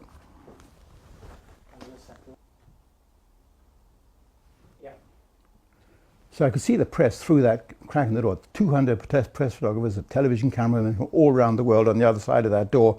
And I'd prepared for this as soon as I knew this was going to happen. And I'd got a copy of my book out of the property room, Hitler's War. Here it is. And for 3 days in my little wet room in my cell, my solitary cell, I'd practiced holding this book in handcuffs, not easy, and a fountain pen, because I'm a writer. And I practiced how to hold it so that we didn't obscure Adolf Hitler, and we didn't obscure the title, because I thought this photograph was going to be around the world in every newspaper tomorrow. And it was. And as luck would have it, when the appeal came, of course, at the end of the year, after 400 days in solitary confinement, the court had ordered Mr. Irving not to be allowed to carry any books. So I'd scored one there. The other nightmare was coming into the courtroom and looking frantically. The first thing you look for is the jury, see what kind of folks you're looking at. There was a jury, 12 people there, and I'm sorry, it wasn't 12 people. There was the jury, and it wasn't 12 people, it was 8. And of these 8, 7 were women. Now, I don't know if you ever remember that Jack Lemmon film, I think it's called How to Murder Your Wife or something like that, where he goes up to the jury and he says to, or is it Walter Matthau, and he says, haven't you all wished, gentlemen, that you had the chance of pressing a little button and getting rid of your wife? Well, here are 7 women who had the chance, middle-aged, menopausal women who had a chance to press that little invisible button on the rail in front of them and get rid of some unfortunate man. And that was me. The other nightmare thing you find out about the Austrian court system is the judge goes into the jury room and debates with the jury. He directs the jury on their deliberations. Unthinkable in the British and American legal system, jurisprudence, that the judge would go into the jury room. The keystone of the English and American legal system is the total independence of the jury. The jury comes up sometimes with very odd decisions indeed, like the O.J. Simpson case. But so be it. No, in Austria, the Allies insisted the judge should be allowed to go into the jury room so the judge can tell the jury what to think. And what the jury thought was that I should get 3 years prison, which was, I must admit, a severe shock for me, because I know how cruel the Austrian prison system is. Eventually, I sacked my own lawyer at that time, who had turned out to be completely ineffective. He knew nothing, so far as I could see, about the banning law, and he was not prepared to put up a fight for me. He went into that courtroom completely unprepared. He had no speech or submissions to make to the jury. And during the ensuing months, I sacked him and replaced him with Dr. Schaller, who was a very, very fine, tough, octogenarian Austrian lawyer. And he secured my immediate release by the Court of Appeal. It was an interesting experience.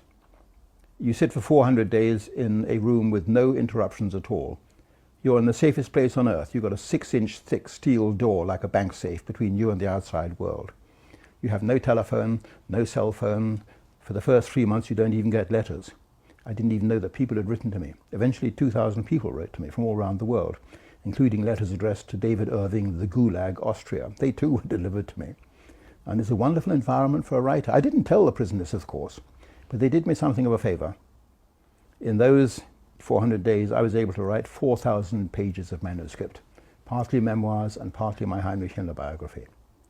So in a way, my enemies did me a favor, because as you come up towards the amber lights in your life, you do tend to slow down and take things a little bit easier. And for those 400 days, I didn't take things easy. I was up and I was writing all day. Thank you, Austria. That's all I can say. Okay, just leave me and David just to explain what this Right, is. this is David Irving and the Holocaust. The Holocaust and David Irving. Okay. Right, a minefield. Right. Just don't cover your mic with your hand, because that makes us a little bit muffly when you... Okay, that's right, it. okay. Yeah, that's fine. I want to talk about the Holocaust. That is to say, I don't want to talk about the Holocaust because it's a minefield. Historians, I suppose, when they see David Irving getting involved in the Holocaust, they say, yeah, go for it. I'm interested to hear what you say. And then they pull back to the perimeter, they pull back to the horizon, and they get out their binoculars and they have a look to see, they wait for you to go bang. I haven't gone bang yet, because I've been pretty careful about what I say. People say, oh, David Irving's pulled back, David Irving's retracted, David Irving's revised his views. I haven't. Within a narrow band, I don't think I've changed my views very much over the years. But I've been very careful in what I say. First of all, I don't like using the word Holocaust. In Greek, the word means sacrifice by fire. It's got a capital H. Where does it come from? Well, it came, in fact, in about 1970. If you go back beyond 1970, before 1970, you won't find the word being used in this context at all. I know this because when I was in prison in Vienna, arrested under their banning law, as a historian should be for writing the truth, I suppose. When I was in prison in Vienna, I managed to persuade the Institute of History in Munich, which holds all my papers, to send me the note of the interview I had with the brother of Heinrich Himmler, the chief of the SS. Gebhard Himmler was his totally unimportant brother. He'd survived the war years. There he was, living in 1971 in Munich as a retired civil servant. I went to interview him. Unfortunately, I wasn't interested in the Holocaust, as it's called at that time, because I was writing my book about Adolf Hitler. I was more interested in the relationship between his brother Heine and Hitler. Had I known I was going to write a book eventually about Himmler, I would have spent far more time talking to the brother, but he's now dead. What is interesting is at the end of my 4-page handwritten note of my interview with Heinrich Himmler's brother, Gebhard, I realized that although we'd talked about the Holocaust, we'd never actually used the word. The word Holocaust is nowhere on those pages. And the reason is quite simple. I think that about 1972, there was a meeting somewhere in New York, Madison Avenue, where the Jewish community leaders got together with all the professionals and said, we want to start marketing this. We want to start making it, bringing it to the national, to the global consciousness, in the same way that you market a product like Tylenol, like headache medicine. How can we do this? And the PR wizards had said, well, let's tell you how you're going to do this. Like any other product, you've got to give it a capital letter. You've got to give it a trade name. You've got to give it a capital letter. You've got to stress how unique it is. No rivals. You've got to have a slogan. Guinness is good for you, that kind of thing. Take courage, whatever. In this case, of course, it's the 6 million. Don't deviate from that slogan, no matter what other stuff comes up. And hey, you're onto a winner. You can make billions, which of course is how things have gone ever since that meeting, which I suppose happened. Because from that day on, the word Holocaust is in the media. It's taken off. It's now exponentially risen until it's gone to infinity. If you go to the Times Index or the index of the New York Times in America, go back before 1970, you won't find the word being used. After 1972, it takes off exponentially. It's been marketed, which means that as a historian, you've got to be extra careful. So you're not being sold a bill of goods, as the Americans say. You're not being taken for a ride.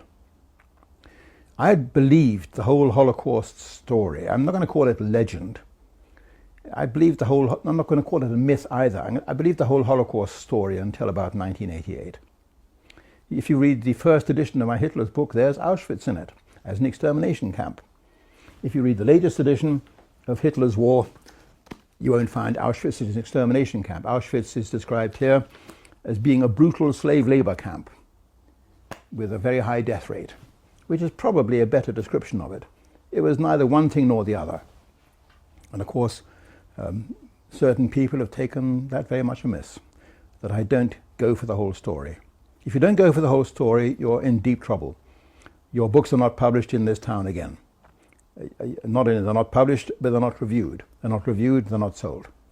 I remember my very dear old literary agent, Max Becker, an American, one of the United States' leading literary agents, Max Becker, saying, David, you've got to understand one thing about publishing in the United States. Your problem when you write books like Hitler's War, it isn't the fact that most of the publishing houses in the United States are Jewish, because they are. It isn't the fact that most of the paperback houses, what they call reprint houses, are Jewish, because all big 7 reprint houses in the United States are Jewish. Your problem isn't even the fact that most of the literary editors are Jewish. It isn't even the fact that most of the op-ed writers, the opinion writers in American newspapers are Jewish. Your biggest problem is the fact that most people who buy books in the United States are Jewish. You're writing largely or significantly to a Jewish audience. And as the Germans say, you can't jump over your own shadow. I just mentioned that in advance. You've got a problem when you're writing about the Holocaust. And I hadn't been aware of that problem until I started deviating. And I suppose if I'm guilty of anything, it isn't revisionism, it isn't Holocaust denial, it's what the communists used to call deviationism. I deviate from the conformist line. If you're a conformist historian like Martin Gilbert, you're going to write the conformist line and your book's going to be widely reviewed and published and sold and distributed, and you're going to live a very comfortable life. If you deviate from that line, then hey, you're in for trouble. My deviationism began in April 1988. I was living actually on a beach in Florida. I was in comfort in April 1988 on a beach in Florida. Down south it's very, very warm. Up in Canada it's very, very cold. I mention that because I got a phone call from Canada, from the defense team defending a German-Canadian called Ernst Zundel. I was a Hitler historian. I was an expert on the Third Reich. Would I be willing to come to Toronto within the next 1 or 2 days and give evidence in a court of law as an expert on Hitler and the Third Reich? I said, how cold is it? And they said, well, it's below zero at present, about -20. And I looked at the temperature in Key West, where I was in Florida, which was in the high 80s. And I thought, I don't really want to go there. But eventually I relented. And I flew to Canada 2 or 3 days later. They swore I'd be only 1 day. I'd be 1 day and I'd give evidence and I'd catch the next plane back straight to Miami and Florida, down to Key West. In fact, I stayed there, nearly a week. Very unpleasant, very cold. I gave evidence in the courtroom. The judge accepted me as an expert on the Third Reich. And what was interesting was before I went into the witness box, on the day before, defense counsel, the legendary Canadian barrister, Douglas Christie, gave me a ring binder to read. He said, this is the Leuchter report, and I want you to read it because I'm going to ask you questions about it. So I read the Leuchter report for the first time. A film has been made about Fred Leuchter called Mr. Death. Fred Leuchter is an unassuming, unprepossessing American engineer, engineer in quotation marks because he's never formally registered as an engineer, but he's the kind of person I would regard as an engineer. It doesn't matter. He was a man who was the hired consultant hired by American penitentiaries as a consultant on execution technology. He gave opinions on gas chambers, he gave opinions on electric chairs, he gave opinions on gallows, and he made them conform with health and safety standards, if you can have such a thing as a health and safety standard when you're stepping into a gas chamber. He was the expert. And quite rightly, the defense team for the Ernst Zundel case in Toronto decided to pick an expert in execution technology to give an expert opinion on Nazi gas chambers. And it was a minefield. They had opened Pandora's box because Fred Leuchter was totally apolitical. He had not the slightest interest in politics. He wasn't an extremist. His most extreme action in life, I think, was opening a paper bag full of potato chips. That was about as extreme as he got. But he warmed to the idea of going to Poland and visiting the campsites. He wanted to see these things for himself. Fred Leuchter flew to Auschwitz in February 1988, 2 months before I saw his report.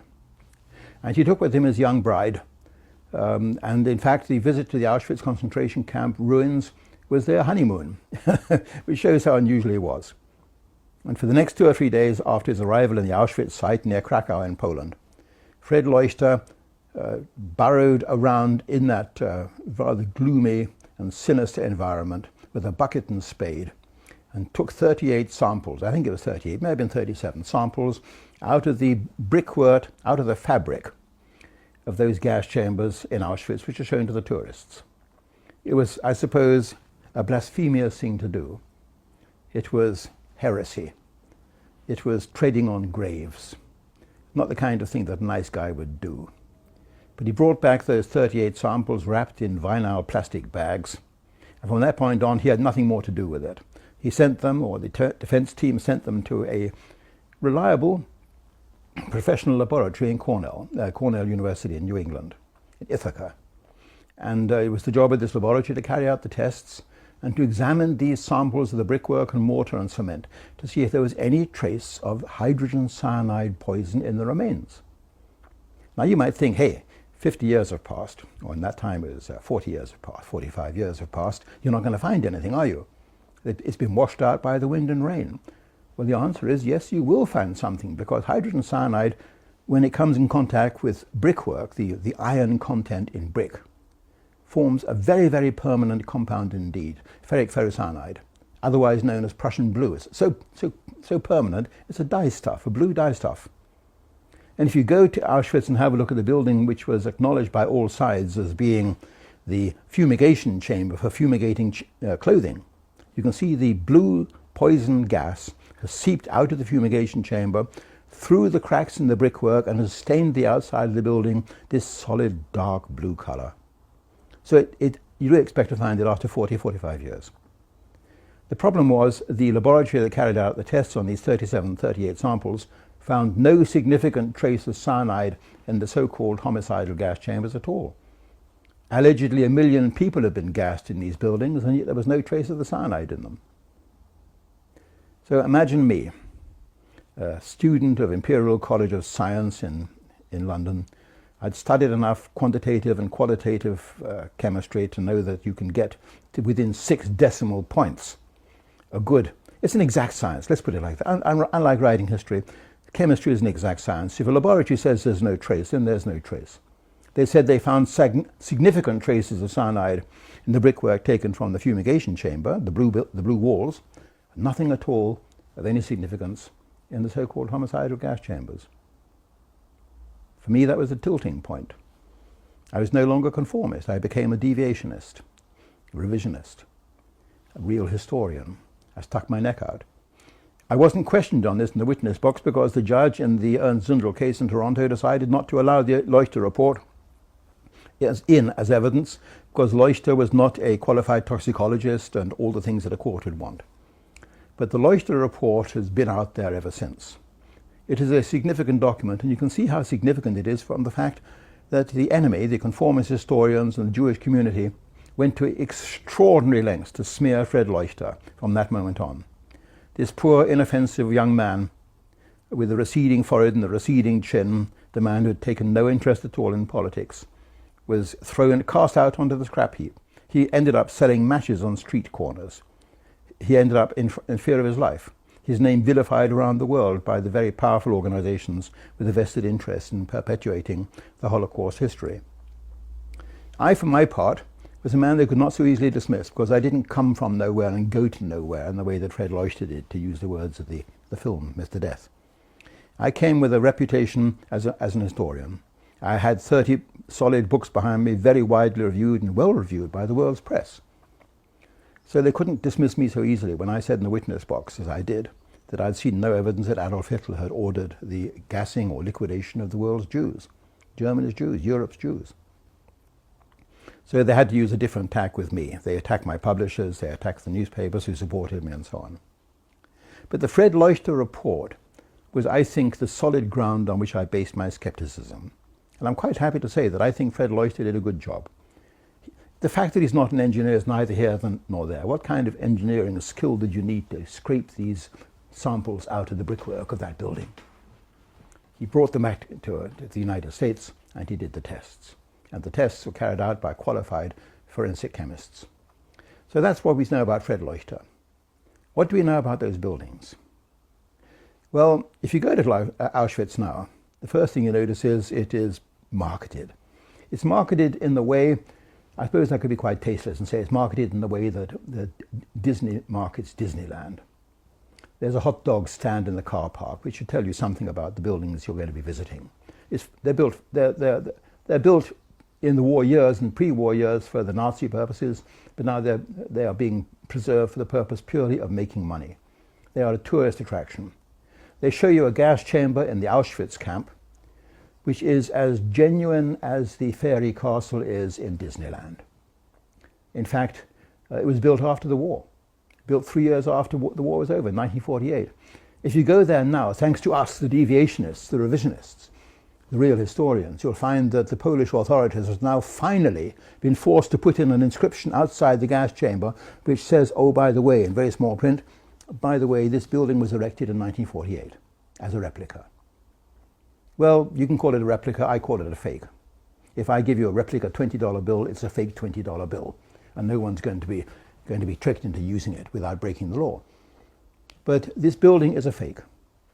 When I found out it was a fake built in 1948, back 1988, 1989, I started saying so quite loudly. I suppose in retrospect I should regret it. Being a qualified and competent speaker, there's no point just saying it's a fake. You then have to embed the sentence in memorable phrase. I remember the phrase I used to use going around Canada and speaking was, the building they showed the tourists in Auschwitz is a fake, built in 1948. More people died, more women died on the back seat of Senator Edward Kennedy's car at Chappaquiddick than ever died in that building. Very tasteless, but you've got to be tasteless to make a point. And the point was remembered and well taken. And my opponents have never forgiven me for making the point so well. How many people did actually die in Auschwitz? It's a very interesting question.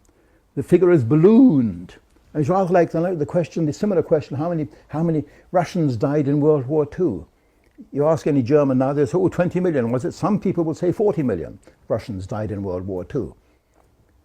Because President Weizsäcker said 40 million Russians died in World War II. But the usual figure is 20 million. The actual figure is less than 5 million. How do we know that? Well, if you go to the British archives, there's the private record taken by the interpreter of a meeting between Joseph Stalin, the Russian dictator, and Winston Churchill on July the 19th, 1945, when they met in Potsdam. And they're talking in private over dinner about who should get what in the dismemberment of Germany. And each side is boasting about the damages they suffered. And Stalin says to Churchill, we're entitled to far more, because you've got to realize that we lost in the Soviet Union many, many lives. Nearly 5 million Russians are dead or missing. He would have had no reason to minimize the figure. He would have had every reason to exaggerate the figure. And he said 5 million. But you see how it's ballooned since then. 5 million to 20 million to 40 million. And it's exactly the same with the Holocaust figures. How many died in the Holocaust? I hate that word, Holocaust. You're falling for their salesmanship when you use the word. Well, the answer is a lot. How many died in Auschwitz? I think the best figure you can get as an estimate for Auschwitz is the figure given by the Polish authorities. The Poles you see in Krakow in 1947 put on trial all the Auschwitz top top dogs, all the top brass of Auschwitz. Rudolf Höss, the commandant, Aumeier, his deputy, Liebehenschel, the successor of Rudolf Höss, and the rest. 22 of them were put on trial in Krakow. A lot of them were sentenced to death, and there is a video showing the actual judgment being handed down on them. The judgment was handed down, and in the judgment it says these people who are guilty today had been the principal officers of a camp, Auschwitz, in which up to 300,000 people of all nationalities met their deaths, came to an end. It doesn't say they were killed, it doesn't say they were gassed, it just says they died. Up to 300,000.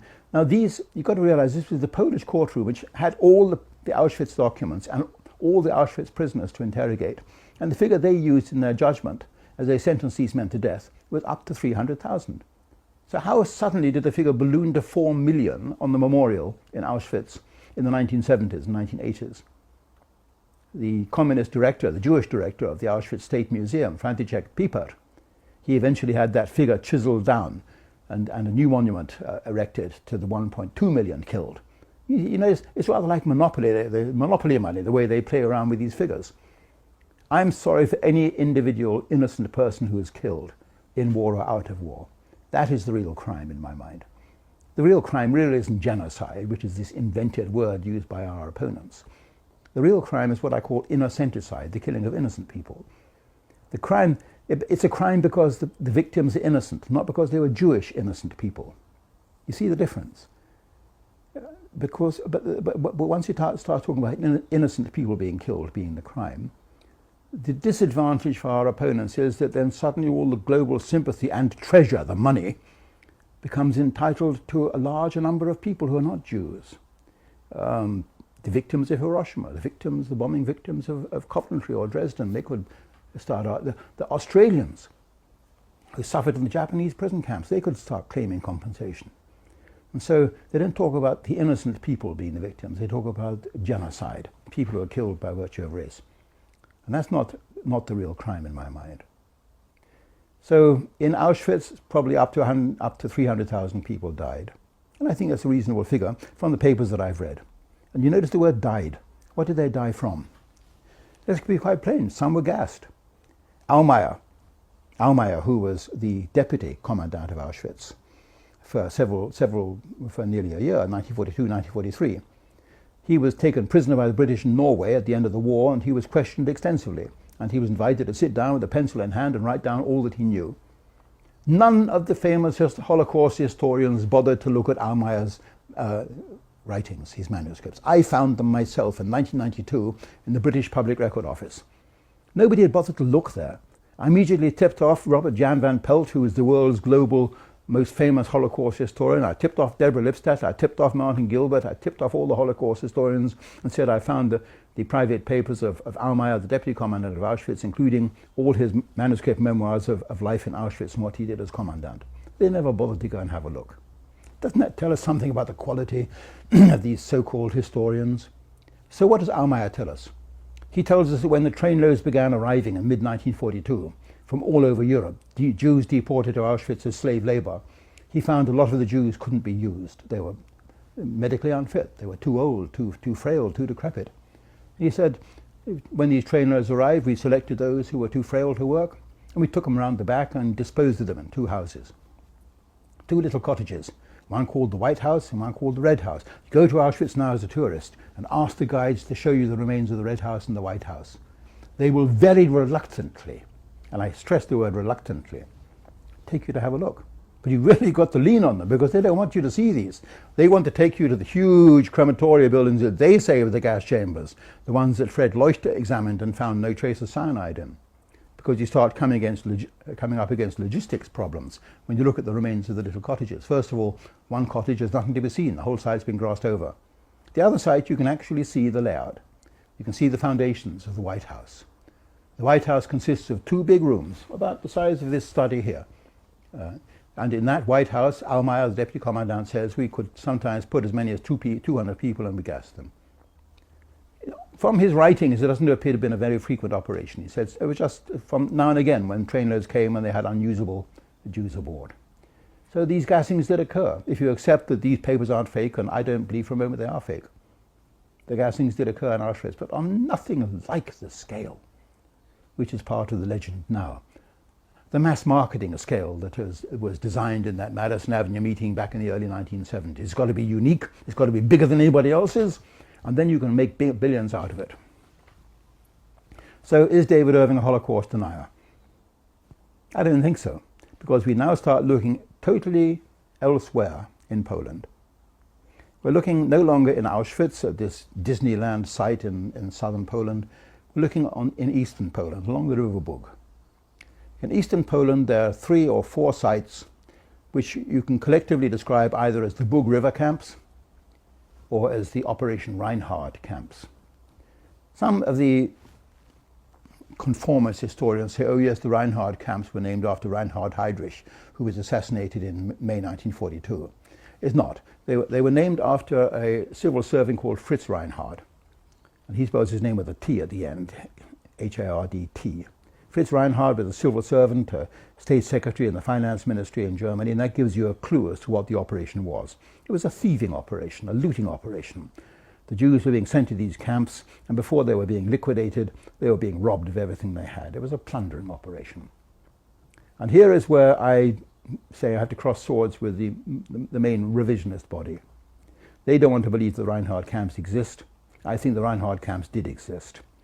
And I'm going to set out here very briefly the evidence for the Reinhard camps having existed. I'll tell you the names first. There was Belzec, Sobibor, and Treblinka. And on top of that came the camp called Majdanek. You can go and visit all these camps in Poland now, but the reason they're not on the tourist route is because there's nothing to see.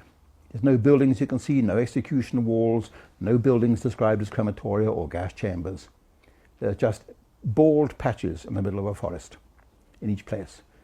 And to me that is far more evocative, far more lonely and sinister when you go into the middle of this forest and suddenly there's a 1 or 2 kilometer square bald patch where nothing seems to have happened.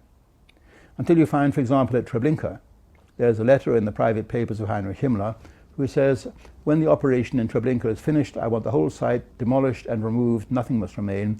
I want the whole site grassed over and a farmhouse, a farmstead built there in its place, which can be given to some Ukrainian to run.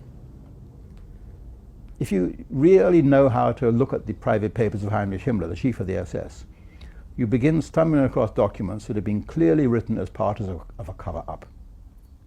September 1942, he writes a letter to the chief of the Gestapo saying there's this very disturbing report in the London Daily Telegraph which has come into my hands, which says that the Jews are dying like flies in our camps. I want you to investigate this and find out just what is going on.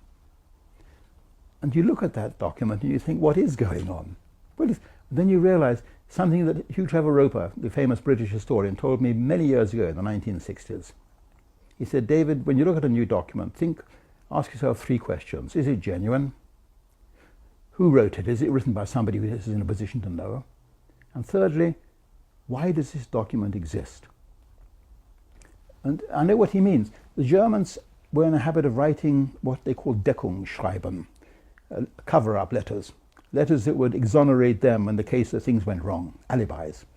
And that letter from Heinrich Himmler, the chief of the Gestapo, Heinrich Müller, the letter from Himmler to Müller, is a cover-up letter. I want you to find out what's going on. So I'm told the Jews are dying like flies. And then in the autumn of 1944, he writes to Dr. Grawitz, who is one of the head doctors of the SS, chief of the SS, chief surgeon of the SS. And he says, Dr. Grawitz, a fascinating report you've written on the incidence of illnesses in the concentration camps. He says, one very odd thing strikes me. This is Himmler to Grawitz. One very odd thing strikes me. He says, there appears to be nobody dying of cancer in the concentration camps. Can you explain this? Is there some statistical reason for this? Can it be that we have inadvertently stumbled across a cure for cancer? Oh ho, it's a little private joke between the two of them. They know what's happening, why people aren't dying of cancer in the concentration camps. It's the same reason that people don't die of heart disease in France, because they've died of cirrhosis of the liver. It's a statistical anomaly. In the concentration camps, they've died for a totally different reason. So you begin looking at Himmler documents and wondering to yourself, is this a genuine document or not? And then when you travel around the world as I have, you come across documents for which there's no other explanation. They are genuine. In the Hoover archives at Stanford University in California, where they have part of Himmler's private papers, I came across 2 documents that have been sent to him. They are reports on the loot which has been yielded by Operation Reinhard. Operation Reinhard, the operations in the Bug River camps. And it makes very grisly reading. The 2 documents list all the watches and fountain pens and gold coins and everything that have been taken off the people passing through Operation Reinhard. And you've got the report for 1942 and you've got the report for 1943. Very interesting because it gives you a pretty clear idea of people who no longer need their wristwatches and fountain pens and gold coins. Something is happening to them and all the valuables are being channeled back to Berlin for reprocessing and furbishing and overhauling and being put back on the market as part of a major systematic industrialized looting operation. What is significant about these figures is, as I mentioned, you've got the figures for 1942 and you've got the figures for 1943. Now for 1942 we've got a totally different set of figures in a document that I'm going to call the Höfler document. In January 1943, at the end of that year, Höfler, who's a police officer in Lublin, writes a report to Berlin saying the proceeds of the operations in 1942 are as follows. And he gives the most incredible breakdown of operations in 3 camps, which he identifies as T, S and B. And he gives the total figure for the numbers we processed in each of those camps, and the overall figure for all these camps together up to the last day of 1942 is 1.24 million Jews. Now, the Höfler document, of course, is very significant. You don't have to be a rocket scientist to guess that T, S and B are Treblinka, Sobibor and Belzec, 3 of these camps. You don't have to be a rocket scientist to guess what is happening to them in those camps. They're not being processed through them, they're being dealt with in them. So you've got a figure for 1942 of 1.24 million. But remember, we've also got the corresponding figure of the loot taken off them for 1942. We don't have a processing figure for 1943, but we do have the loot figure for 1943, and so you can probably extrapolate to a reasonable kind of ballpark figure for 1943 too, and say it's probably another million. So suddenly, for those 2 years, Operation Reinhard has generated 2.2 million people or more. Now for a revisionist, this is difficult stuff to swallow. And you're going to have to go back to the Höfler document and ask yourself the all-important question that Trevor Roper said. Question 1, is it genuine or not? Well, you can go to the Public Record Office in London, as I still call it, and you can look at the actual document. It was decoded by the British a few days later. We intercepted the wireless transmission. The Germans, for some reason, sent these messages by radio and not by landline. We intercepted it, we decoded it, and it's in the British files.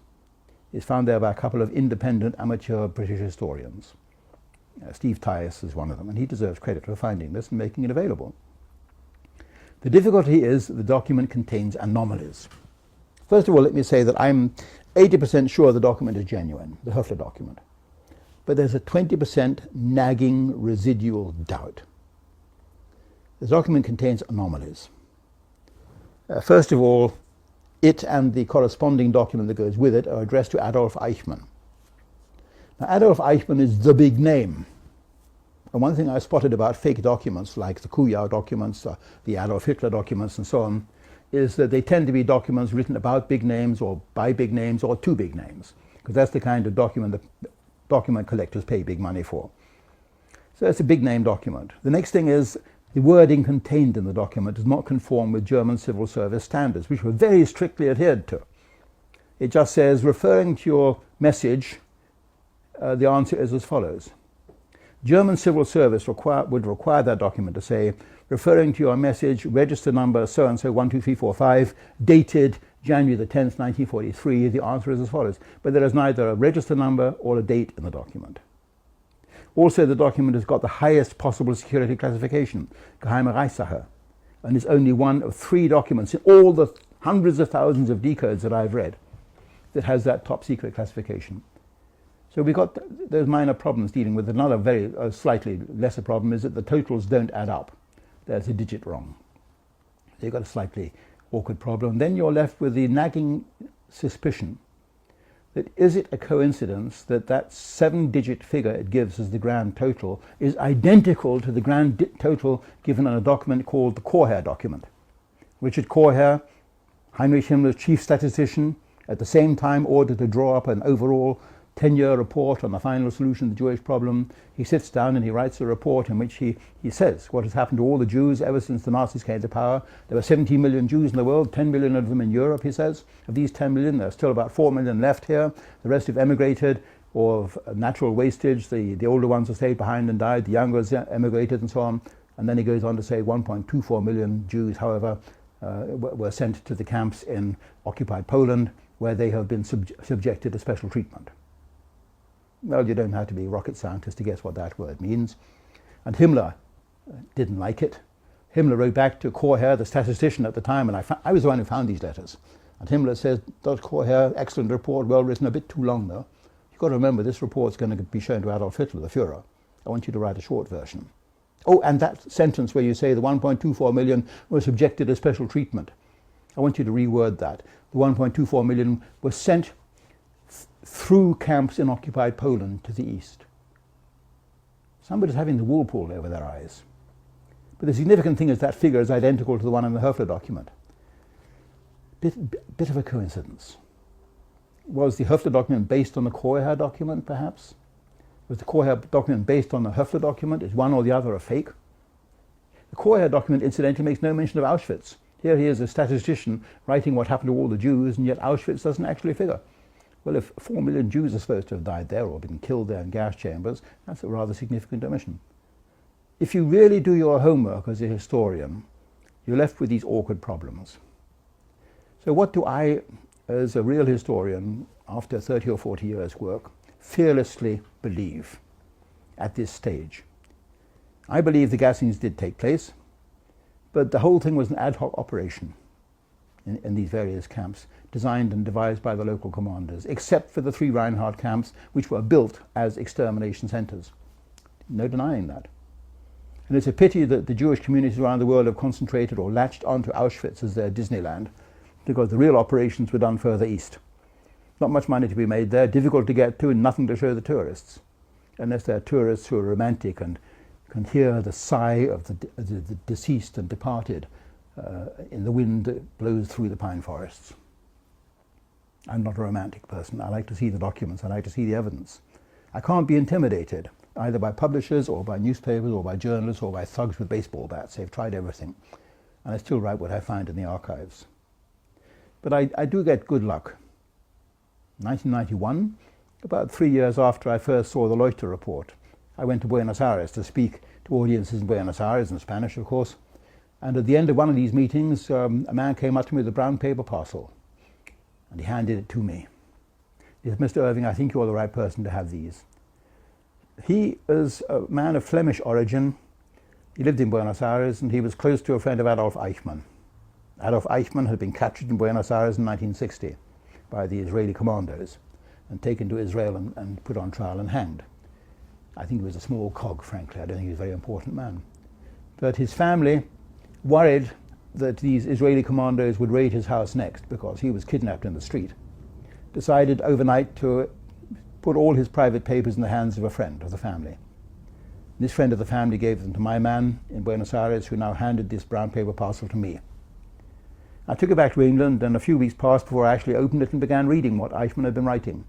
He had begun at about 1956, in captivity, writing his own memoirs, putting things down on paper, getting things straight in his own mind. He knew that there was an international hue and cry now. And he began writing his own memoirs down, repeating himself many, many times over. You can see the tendency to alibi beginning in it. More than once he says, I remember back in 1941 when Reinhard Heydrich, the chief of the Reichssicherheits, the Reich Homeland Security Agency, as I would say, Reinhard Heydrich came to me and said that Himmler has told me that the Führer has reached the decision that the Jews have to be physically annihilated. People point that to me and say, there you are, David. That's the evidence that you're wrong. Hitler was involved. I don't think so. I got evidence there only of Adolf Eichmann being involved, and of Adolf Eichmann sitting down in the 1950s realizing that the day is going to come when he does have his day in court, and the only thing that will get him off the hook is if he says, I was carrying out Hitler's orders. That's the way the human mind works. I'm not saying he consciously did it. It's more likely that Heydrich came to him one day and said, the Führer, Adolf Hitler, has ordered, he wants the Jews all out of Europe. And from that had then developed the more radical version. Clearly, if such an order existed, you would expect to find it on paper. You would expect the British to have decoded it somewhere. You would expect somebody to have written a letter home to their mother saying, Dear Mummy, I have today had to transmit the most terrible order to the SS Gruppenführers on the Eastern Front. This kind of thing. And after 60 years, we're entitled to expect such an order to come. As you probably know, ever since my book on Adolf Hitler, Hitler's War, was published in 1977, for 42 years, now 32 years now, I've offered £1,000 reward for anybody who can find one wartime document showing that Adolf Hitler even knew about Auschwitz, let alone gave orders for the killing of the Jews. The only documents we gradually find run the other way. We find that on the day that Auschwitz was overrun by the Russian army, the Red Army, in January 1945, the chief of the German General Staff, General Guderian, comes to Hitler and says at the war conference, which is written down by shorthand writers, yesterday the Red Army overran Auschwitz, mein Führer. And Hitler, a few seconds later, saying, well, what does he say? Does he say, oh my God, I hope we manage to destroy everything before the Russians find it, so they've got no trace of what we've been up to? No, he just says, okay, jawohl, means nothing to him. It's the same, if you look at all the documents, if you follow the methods that I used when I wrote my Hitler biography, I picked only genuine documents, ones that I was pretty satisfied that were genuine. At that time we didn't have any of the decodes, of course. I picked documents that had been on Hitler's desk, documents of which he was aware. I had a pretty strict criterion I applied, and you get a very different picture then. You get a picture then of Adolf Hitler putting out his hand and protecting the Jews every time there was any risk of any harm being done to them. It's a very unusual picture. And for a long time I was way out alone on a short plank. In my opinion, that Adolf Hitler was not an anti-Semite during the war years, but I'm glad to see now that an Austrian professor, who's probably risking her own liberty in saying this, a professor at the University of Vienna, Brigitte Hamann, has published a book called Hitler in Vienna, in which she comes to exactly the same opinion, that during World War II, after he came to power, Adolf Hitler was not an anti-Semite, not anti-Jewish. Okay, he made these speeches. I got them on the wall here. There. Eine der größten Reden Adolf Hitlers, one of the most famous speeches of Adolf Hitler, prophetic warning to the world's Jews, prophetische Warnung an das Judentum. This is the famous speech of January the 30th, 1939. I've had it on my wall ever since Henrietta von Schirach gave me these copies of the Nazi newspaper. But if you open that page, you take it out of its frame, and you open the newspaper up, you find the actual speech is 6 pages long, and the reference to the Jews is only 3 or 4 lines long. That's what his interest was. But it was the Nazis who were with him, Rosenberg and Bormann and Himmler and the others, Adolf Eichmann, from the top dogs down to the junior ones. They were the ones who wanted to carry out the campaign to its murderous conclusion. Adolf Hitler was more interested in winning the war. We got episodes of this throughout the war years. A famous episode, November the 30th, 1941. He found out that a trainload of Jews was leaving Berlin and heading to Riga on the Eastern Territories, newly occupied. And Himmler came to him and said, why don't we just liquidate them? We can't house them. And Hitler says, that out of the question. And Himmler had to telephone Heydrich. We got his own handwritten telephone notes saying, keine Liquidierung, not to be liquidated. And it was too late. They were already dead. They were already lying face down, dead, sardine fashion in pits, all machine gunned to death, 1,000 Berlin Jews that morning in the pits outside Riga, along with 4,000 local Jews from Riga who'd been swept up in a liquidation action by SS Gruppenführer Jeckeln, who was the chief of the SS and police in Riga on that day. And the interesting thing now is that we have the intercepted messages that passed between Himmler and Jeckeln that very day. That morning, Jeckeln sends him a message which we intercepted and decoded, saying, Herr Reichsführer, can you get for me 12 more of those fantastic Finnish-made Tommy guns, the ones with the drum magazines, because they're ideal for our Sonderaktionen, our special operations, meaning the killing operations. You know, like James Cagney, you know, in the movies, the Tommy guns with the drum magazines. And the Suomi magazine Tommy gun was ideal for the killing operations. And Jeckeln sends his message to Himmler. The message which Jeckeln gets back that evening is anything but what he expected. Himmler says, the operation you carried out in Riga grossly violates the guidelines laid down by me and Heydrich. Any such further excesses will be ruthlessly punished. You are to report to headquarters. He's referring to the killing of the Berlin Jews and the local Jews. It's not the picture you get, you see, when you read the books by Martin Gilbert and the others. Something is going wrong, something is very haphazard on the Eastern Front. And later that evening, a few minutes later, Grothmann, Himmler's chief adjutant, sends a message to the same SS general at Riga saying, you are to inform us how you are arriving so we can have you met. And from Himmler's diary we see that Jeckeln came to see him on December the 4th.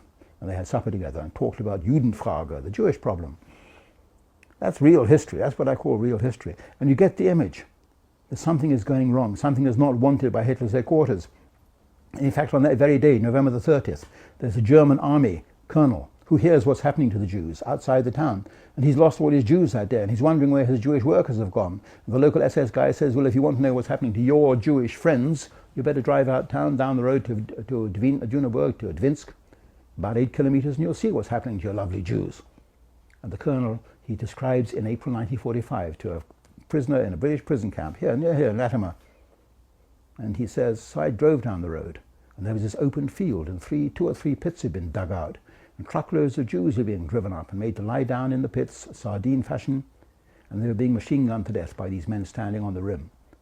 And a fellow prisoner says, but Herr General, because he's a general now, Herr General, what were the gunners saying? Were they saying anything when they were doing this? Oh yes, all these coarse remarks, these coarse shouts were going. I remember one of them shouting, look at that one, look at that beauty. And I can see her in my mind's eye now, a beautiful girl in a flame-red dress. And that's that day, November the 30th, 1941. And he says, we discussed it among ourselves, army officers. Somebody had to tell the Führer, Adolf Hitler, what was going on. None of us wanted to be the one. So we sent for a lieutenant and told him to come out later that day, see what was going on and write a report. And we sent his report up to Hitler's headquarters. And that evening the order came that this kind of shooting had to stop immediately, forthwith, from Hitler's headquarters. You won't find that in the books by Martin Gilbert either, because they can't fit it in. They can't fit any of these documents in. In the spring of 1942, after the Wannsee Conference, where they discussed the logistics, the transportation movements of Hitler's order that all the Jews had to be thrown out of Germany and shipped to the east. This was Hitler's order, quite without question. In January the 20th, 1942, this conference had taken place at Wannsee. And a month later, another conference took place, and the report on that was circulated among the ministers. And you can see a reference to it in Goebbels' diary. He says, well, obviously not much is going to remain of the Jews when all this operation's over, he says. You can say that probably 80% of them are going to be wiped out and 20% will be put to work. That's what he writes in his diary. But a number of other ministers are very worried about that. The Minister of Justice, Schlegelberger, who's standing in for Gürtner, who died, Schlegelberger writes a memorandum, a letter to the Chief of the Civil Service, Dr. Lammers, and he says, what's going on here? He says, I can see that if we go on down this particular road, the Führer Adolf Hitler may find himself stampeded into decisions that we'll later regret. Lammers writes back to him saying, I think you're right. I'll come to Berlin at the end of this month, March 1942, and we'll have a talk about it, you and me. We got these letters. These letters actually exist. And Lammers came to see Schlegelberger, the Minister of Justice, who's a lawyer, of course. And the lawyer, Schlegelberger, sits down and he writes a memorandum, which I can quote you verbatim, because I've read it so often, in German. Reichsminister Dr. Lammers, teilt mir mit. Reichsminister Dr. Lammers has informed me that the Führer, that's Adolf Hitler, has repeatedly ordained that he wants the solution of the Jewish problem postponed until after the war is over.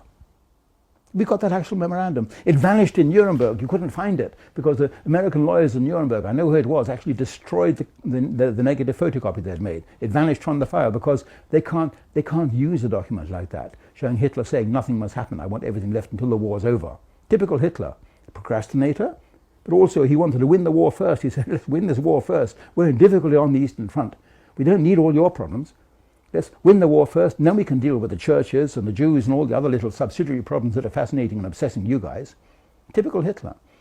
But the Holocaust historians like Longerich or Martin Gilbert or Robert Jan van Pelt, to them this is a square document and they can't ram it into their own round Holocaust hole. And so what do? They toss it under the table and hope nobody will find it. And along comes this dreadful David Irving and found the document and says, how do you explain this then? How do you square this with your theories? Arrest that man, he's a fascist, he's a Holocaust denier. Ruin him, smash him. And that was their answer, of course. But the document is still there in the archives. We found the actual document now. It's in the German government archives. Hitler ordering the solution to the Jewish problem, the Holocaust, whatever the others were asking for. Hold it off, fellas, until this war is finished. It's there in black and white. Written by a lawyer. Lawyers know how to write documents. They write very, very precise. I'm going to bore you by staying with this document for a minute or two. All the rest is pure guff. Longerish and the other historians who waffled on about Hitler and the final solution and Himmler, they come up with their theories and then admit, well, I've got no documents that support my theories. But here I come to them with a document, a wartime document, a genuine document, written by somebody who knows, written by the chief of the Ministry of Justice, based on a conversation with the head of the civil service who's been close to Hitler. They're talking about Hitler, they're talking about the final solution to the Jewish problem, they're talking about dates and decisions, and yet you won't find this document mentioned in a single book written by these conformist historians. It reminds me of another document, The Night of Broken Glass, 1938, when Goebbels, the evil genius behind Hitler's bench, Goebbels has ordered all the synagogues burned down and attacked, and all the Jews rounded up and harassed and molested and terrorized, because a German diplomat has been assassinated by a Jewish lunatic in Paris. Goebbels had ordered this outrage during the night, this pogrom, as the Russians would have called it, and Hitler is totally in the dark. Hitler's private staff, they said to me, Herr Irving, we were with the Führer, the chief, Adolf Hitler, that night in Munich. We were in our apartment beneath his. We got word from the hotel, the Prinzregentenstrasse, the Four Seasons Hotel, to come immediately and get our baggage because a synagogue was on fire next door to the hotel, risking the hotel. And we went upstairs and told the chief. And Hitler said, what's going on then? Find out. And he sent for Goebbels, and he sent for Himmler, the chief of the SS. And he was furious, he was livid with rage.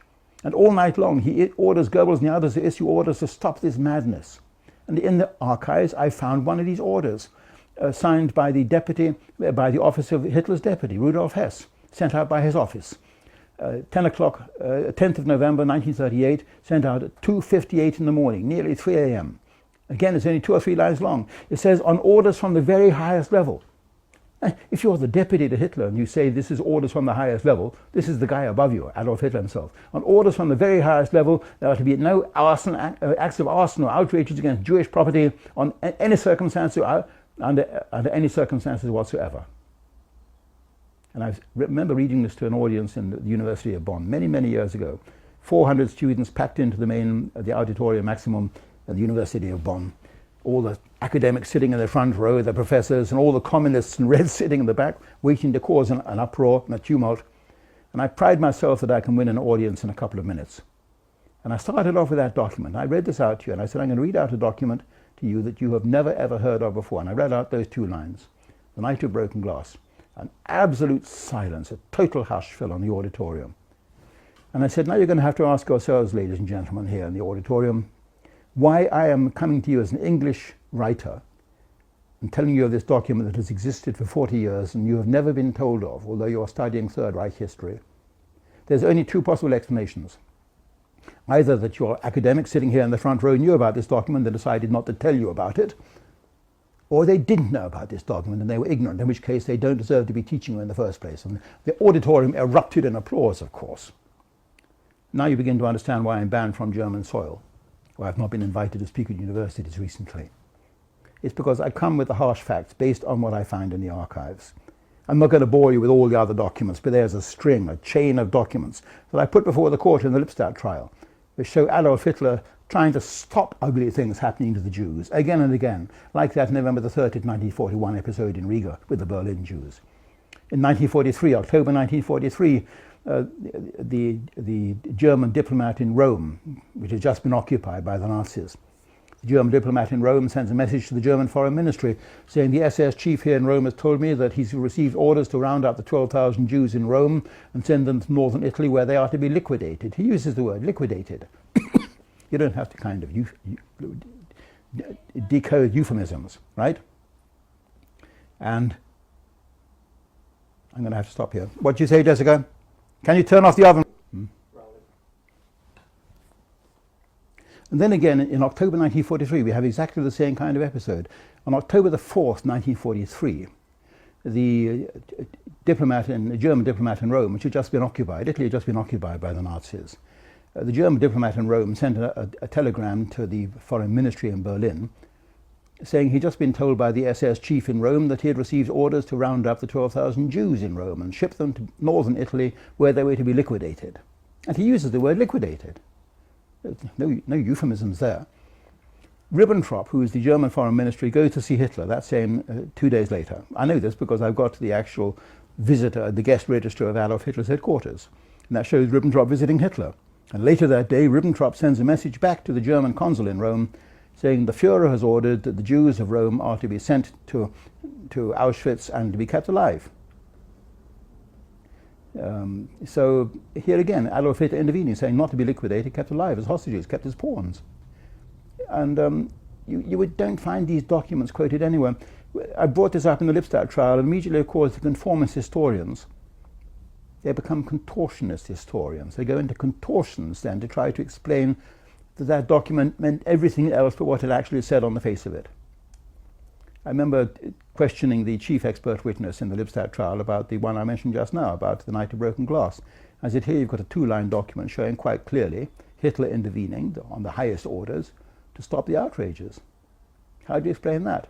And he said, oh, I read this document totally differently. I read this as Hitler saying, well, go ahead, fellows, carry on brutalizing and bashing up the Jews and throwing them into concentration camps and murdering them and burning down the synagogues, but watch out for the property that's next door to German property in case you damage the German property.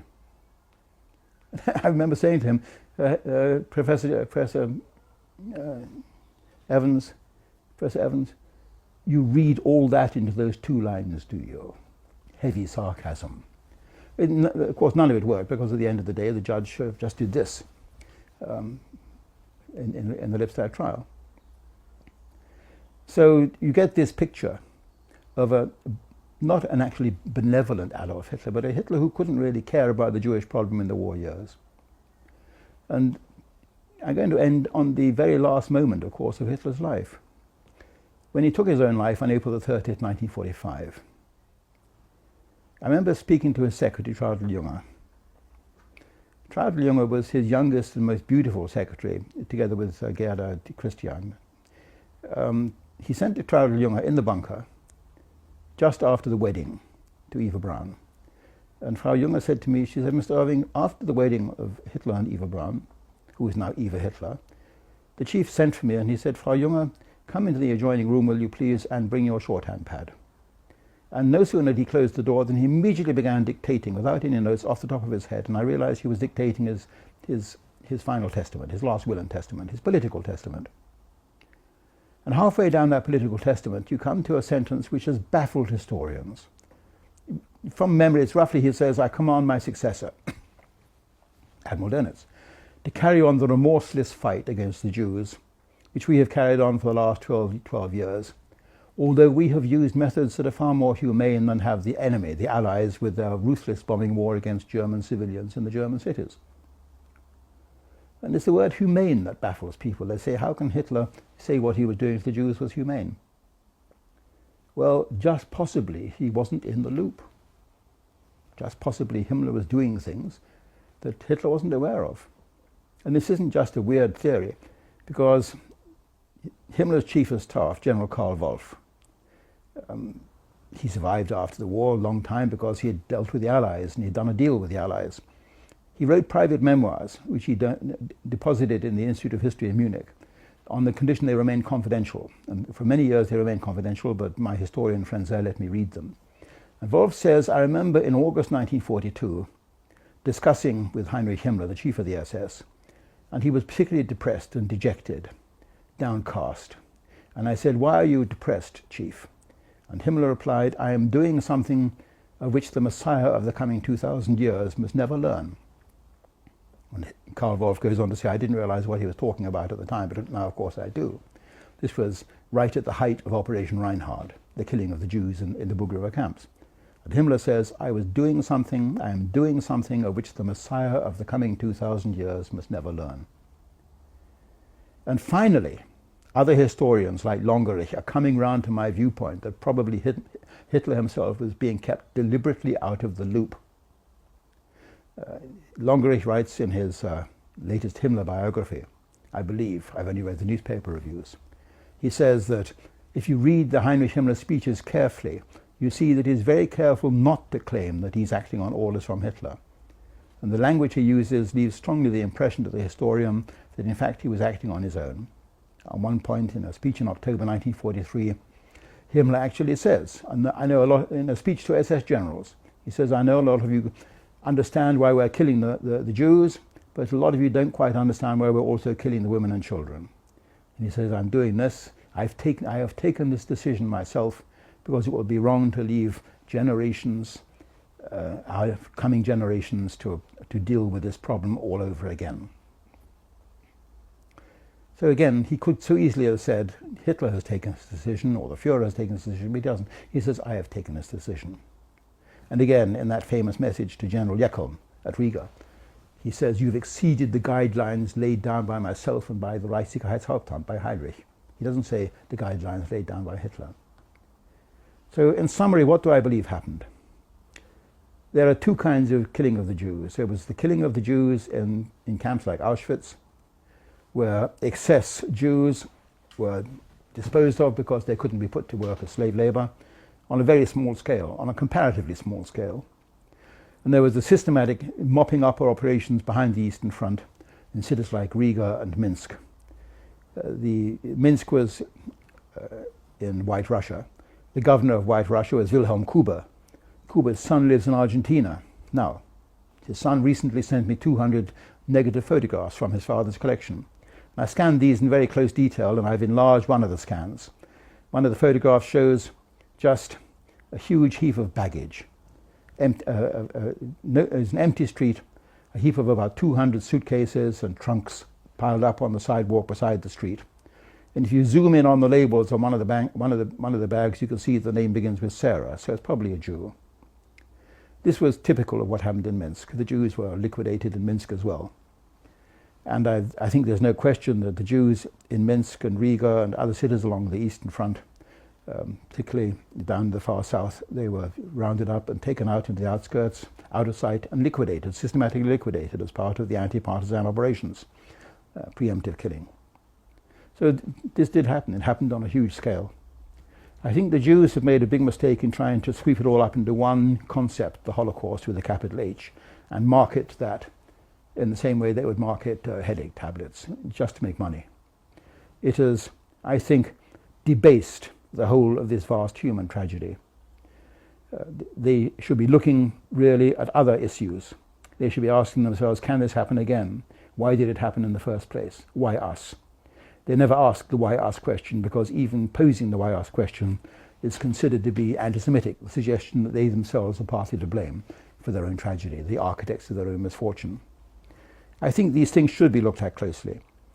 Nobody would want a tragedy like this to happen on this kind of scale again. The whole German people now bearing the guilt for the crimes committed by a few people in their name. It may happen again, of course, because it has not been systematically and properly researched. It is wrong that historians who deviate from the official line should be penalized and criminalized and cast into prison for asking awkward questions. The questions remain, and it is for us, the real historians of the world, to try and find the answers. Thank you for listening.